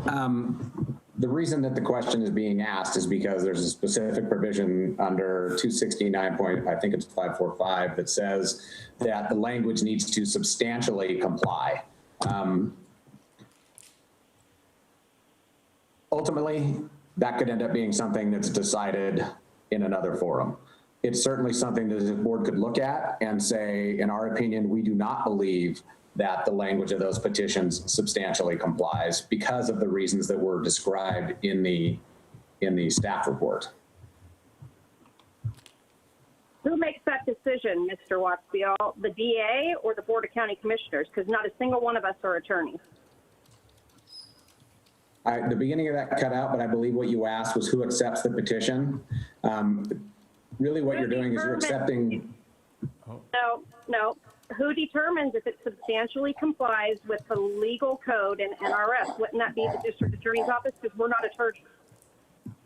Well, I give you advice, and then the board can decide whether or not they think that that language substantially complies. And as the staff report points out, there's some concerns with some of the language that was in the actual petitions, particularly with the second petition, which carried forward the error on the tax rate. The tax rate, however, did have a disclaimer on it for both of those and said that we understand that it could be a different rate, and they put that in there. But ultimately, it's going to be a decision for the board to decide whether or not you find that it does or does not substantially comply. I have no further questions, Mr. Chairman. Thank you. Commissioner Herman. Thank you, Mr. Chair. In Palomino Valley, for the last few years, we've been struggling with, communication with the county, and so our tax were non-existent practically. And so this is why the people in the valley decided to pursue this method of governing themselves. And so, actually, in answer to Mr. Hartung, Commissioner Hartung, we would plan on eliminating our cab and saving the county close to $50,000 a year. So that was our plan. So, thank you very much for the time. Okay. Thank you, Commissioner Herman. Ms. Spicula, can you answer a few questions for me? Just some black and white for me. What is the current voting population that would be voting on this this ballot initiative if it were to be placed on the November ballot? Deanna Spicula, Registrar of Voters. Commissioner Lucy, I am not entirely sure what that number is off the top of my head. I do have that information and can provide it to you after I get back to my desk. I just did not write that down to bring with me. Okay, thank you. And it's, to my understanding, from reading the resolutions and also reading the petitions, the intent by these individuals is to have a more secure voice in the decisions of all governance within Warm Springs. Mr. Wattsfield, if you can help me with some of this in regards to 269540, or actually, it's actually 269.575, which is town services. When we talk about the duties and 269577, the duties of the town advisory board, we talk about town services. Ultimately, from my understanding, it sounds like they want to have participation in a governance and simply shift from maybe a CAB model to a more prevalent TAB model on a town advisory board model. But where does that governance terminate? What is that a gray line? Is that clear? Is that black and white where there is a divide in regards to specific governance that still relies within the county commission, but may not have to come to the county commission and can rely with the unincorporated town? Who decides where that governance lies and how that's impacted? Right. So in the staff report, there's a description of how the board members of the town advisory board get appointed, and that actually goes to the issue of earlier Commissioner Hartung had talked about an unincorporated town council. It's not a town council, it's a town advisory board, and notably it's called the town advisory board. The duties of the town advisory board are at 269.5773, and they assist the Board of County Commissioners in governing the unincorporated town by acting as the liaison between the residents of the town and the Board of County Commissioners, and they advise the Board of County Commissioners on matters of importance to the unincorporated town and its residents. One of the issues. So I read, and thank you. I read that in 269577, subsection 3. So it still maintains as an advisory board. The county commissions can make decisions that would supersede the advisory board in matters relating to the township. Is that correct? Correct. Okay. But but the statutes are clear. You do need to consult with the town advisory board. I'm not suggesting you wouldn't. I understand that. That's really more for the public. I understand that. I read it as assist the Board of County Commissioners in governing the unincorporated town as acting as a liaison between the residents of the town and Board of County Commissioners. And so this is just merely, but this could, their ability to do more could grow. They could find financing to pay for fire protection or fuels management. They could pay for increased police if they so chose, whatnot. Based upon their ability to increase their tax rates, correct? Correct. Those are services that are described in 269.575. So they could, with the consent of the board at some point, they could try and expand those abilities. Okay, and based upon my understanding from petition 1, which is my belief, back in April or last month, July 21st, the first petition, when brought in front of the board, unanimously passed. the acknowledgement of the petition being received.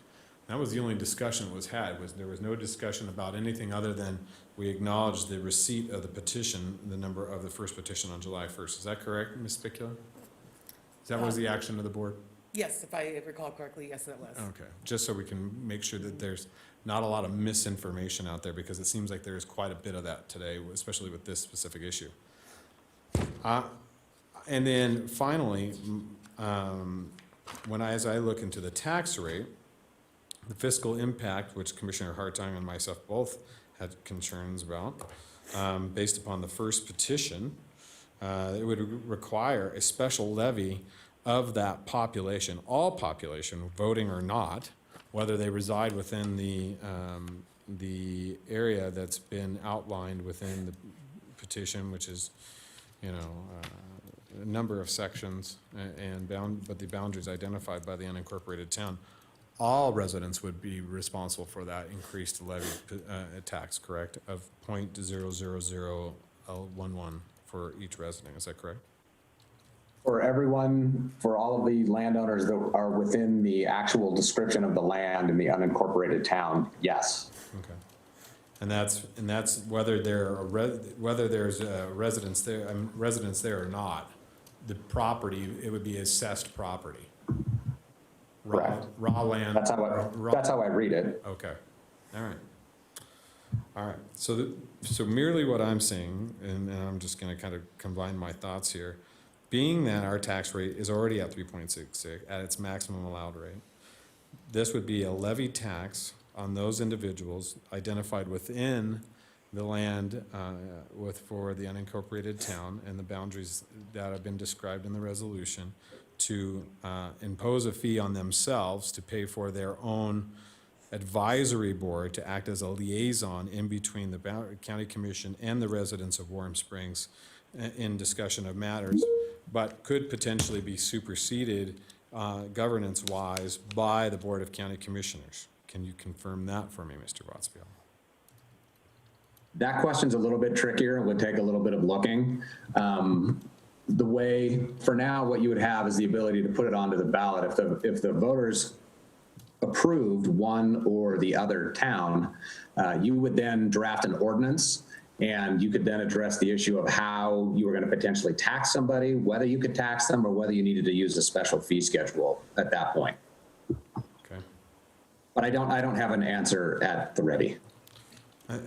And then the GID out there, the General Improvement District, can't they, I mean, isn't this basically another service of the GID potentially? I mean, could you expand the GID to have actives for, no, okay. All right, those are all my questions.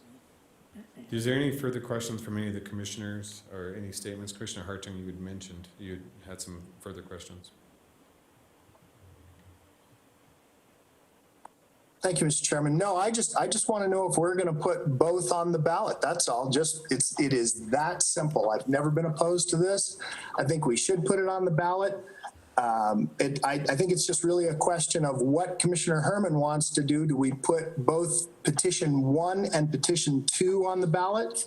It would seem that, looking at my notes, that there are quite a number of people who referenced petition 1 wanting it on the ballot. But if it's the desire of the commission to put both on the ballot, I think that's perfectly legitimate. And, we'll let them vote. It's all good. Oh, I did have one final question. Ms. Spicula, who would be writing the pros and cons for these questions? At this time, I have one citizen for the pros committee and one for the cons committee who have already expressed interest in being a part of that committee. Okay. We will put out a notice to get other people to volunteer to be on the committees. Our goal is usually to have 3 on both sides. It seems to be a great way to form those committees so that if there's any disagreement between the members, there's kind of a tiebreaker in there. The work will need to be done extremely quickly. I do need to have that language within the time frame of the middle of September for the sample ballot. However, if we have a decision today to move forward, and again, I already have 2 people that have expressed interest in serving on the committees, I think we can form the committees quickly. They can begin their work, and then I can bring those names to you to formally appoint them. But they can already begin their work and start providing that information in those arguments prior to the appointment. So yes, they will have those arguments committees, and we're already working on them, I guess. Okay. Commissioner Herman, do you have anything you'd like to add? We are, I don't see any further public comment, and I don't have anything else to add this afternoon, so I'm going to put this in your court, ma'am.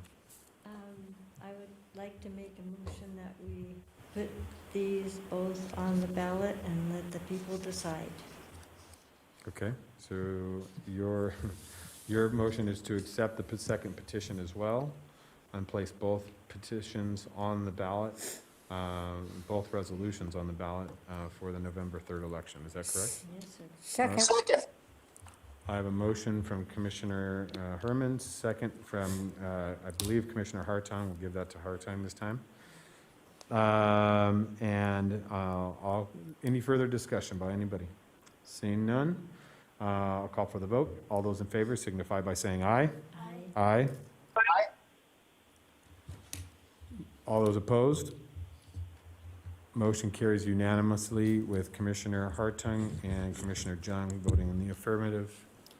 And Mr. Chair, if I could ask the district attorney a quick question. Mr. Watts-Fial, we've got 2 resolutions that we received this morning because of the motion that was just made. Do I have the chair sign both? Yes. Okay. As I understood the motion was to accept the second petition and to, Place them both on the... excuse me, place both on, approve the resolutions, placing both questions on the ballot. Thank you. Okay. All right. Thank you, Ms. Picula. We appreciate your time today. Thank you for being here and providing us some clarification. Thank you. Good luck. You have lots of work to do. I do, thank you. All right. Mr. Manager, that takes us now to our final item of the day, which is our public hearing. So we'll open the public hearing. This is agenda item 13.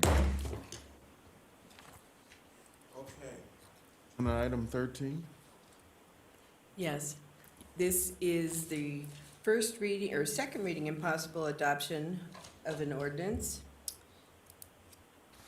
This, if adopted, will be ordinance 1656, an ordinance approving a development agreement between Washoe County and Ridges Development, Inc., Ridges at Hunter Creek III, Inc., regarding the tentative subdivision map case number TM 16-005, Ridges at Hunter Creek, which approved on July 5th, 2016, development of a 53-lot, single-family residential common open space subdivision.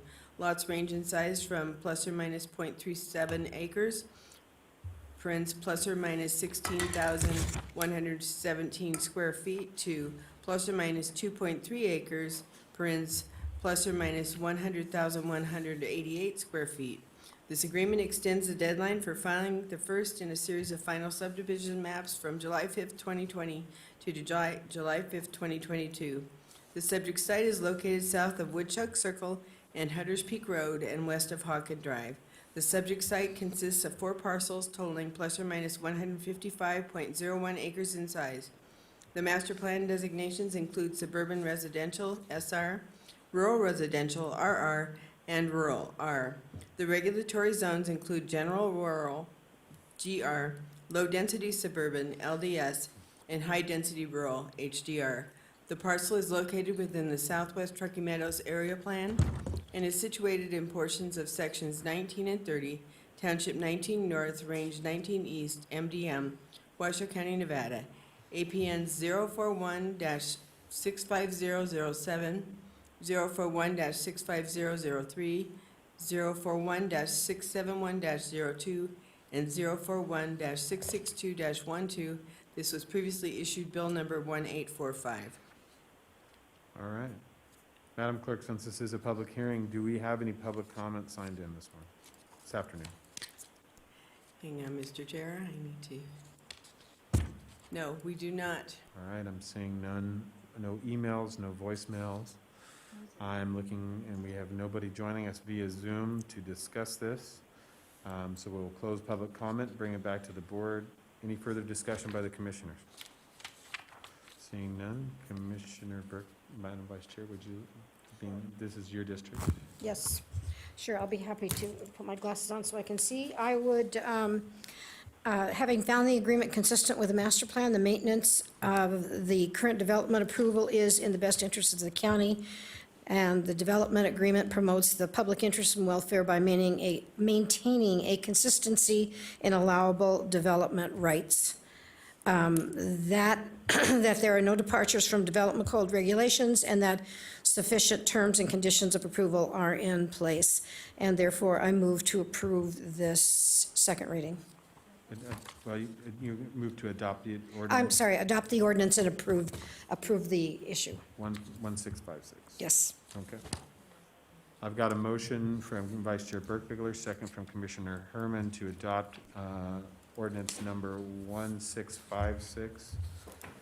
I'll call for the vote, seeing no further discussion. All those in favor signify by saying aye. Aye. Aye. All those opposed?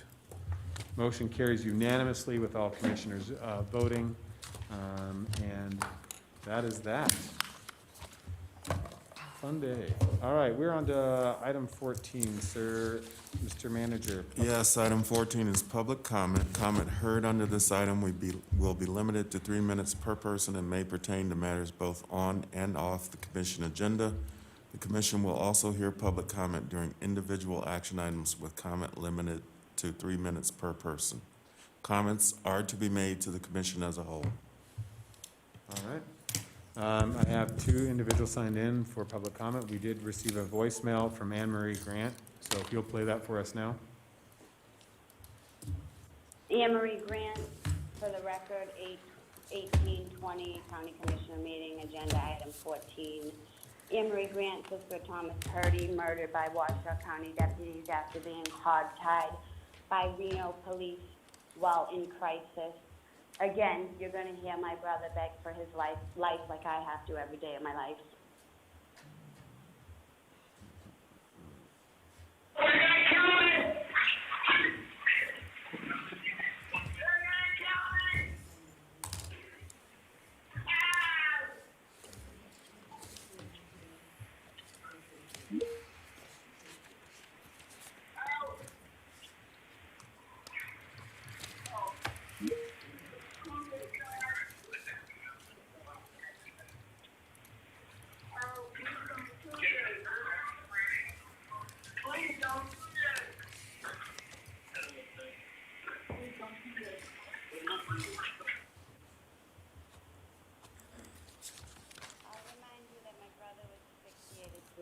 While all of you were neglecting your duties under NRS 211.020, which in my honest opinion you continue to do, are the inmates being provided masks. You were given questions from another public commenter last week, and per the usual, you just ignore people who make public comment because you don't really seem to care about your constituents.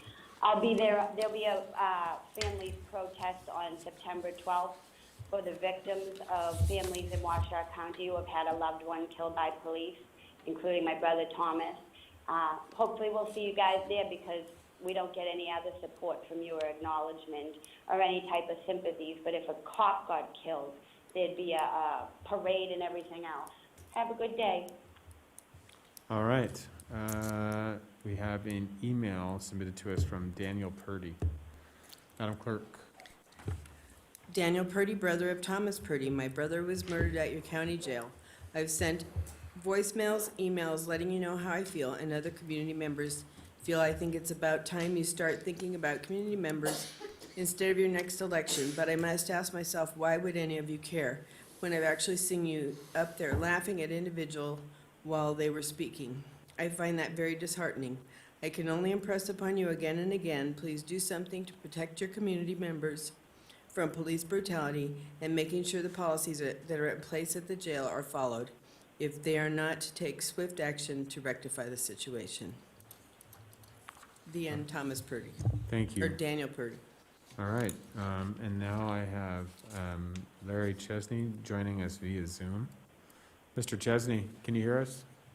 Yeah, yes, I can. Can you hear me? I didn't Yeah, get your volume's pretty low. Hold on 1 second, see if we can fix it. Go ahead, Mr. Chesney. Yep, we got you now. Go ahead, sir. The floor is yours. Okay, I didn't get a chance to speak on the unincorporated town issue, but I would like to, for the record, say that there was a huge blanket email put out on it that gave a paragraph of total misinformation, and I think it was the paragraph that possibly Commissioner Hartung was talking about. I tried to rectify that through our hometown network and various emails using the information that I have from and I'm speaking as an individual, but the information I have as a planning commissioner and a regional planning commissioner, that any annexation by Sparks is totally bogus.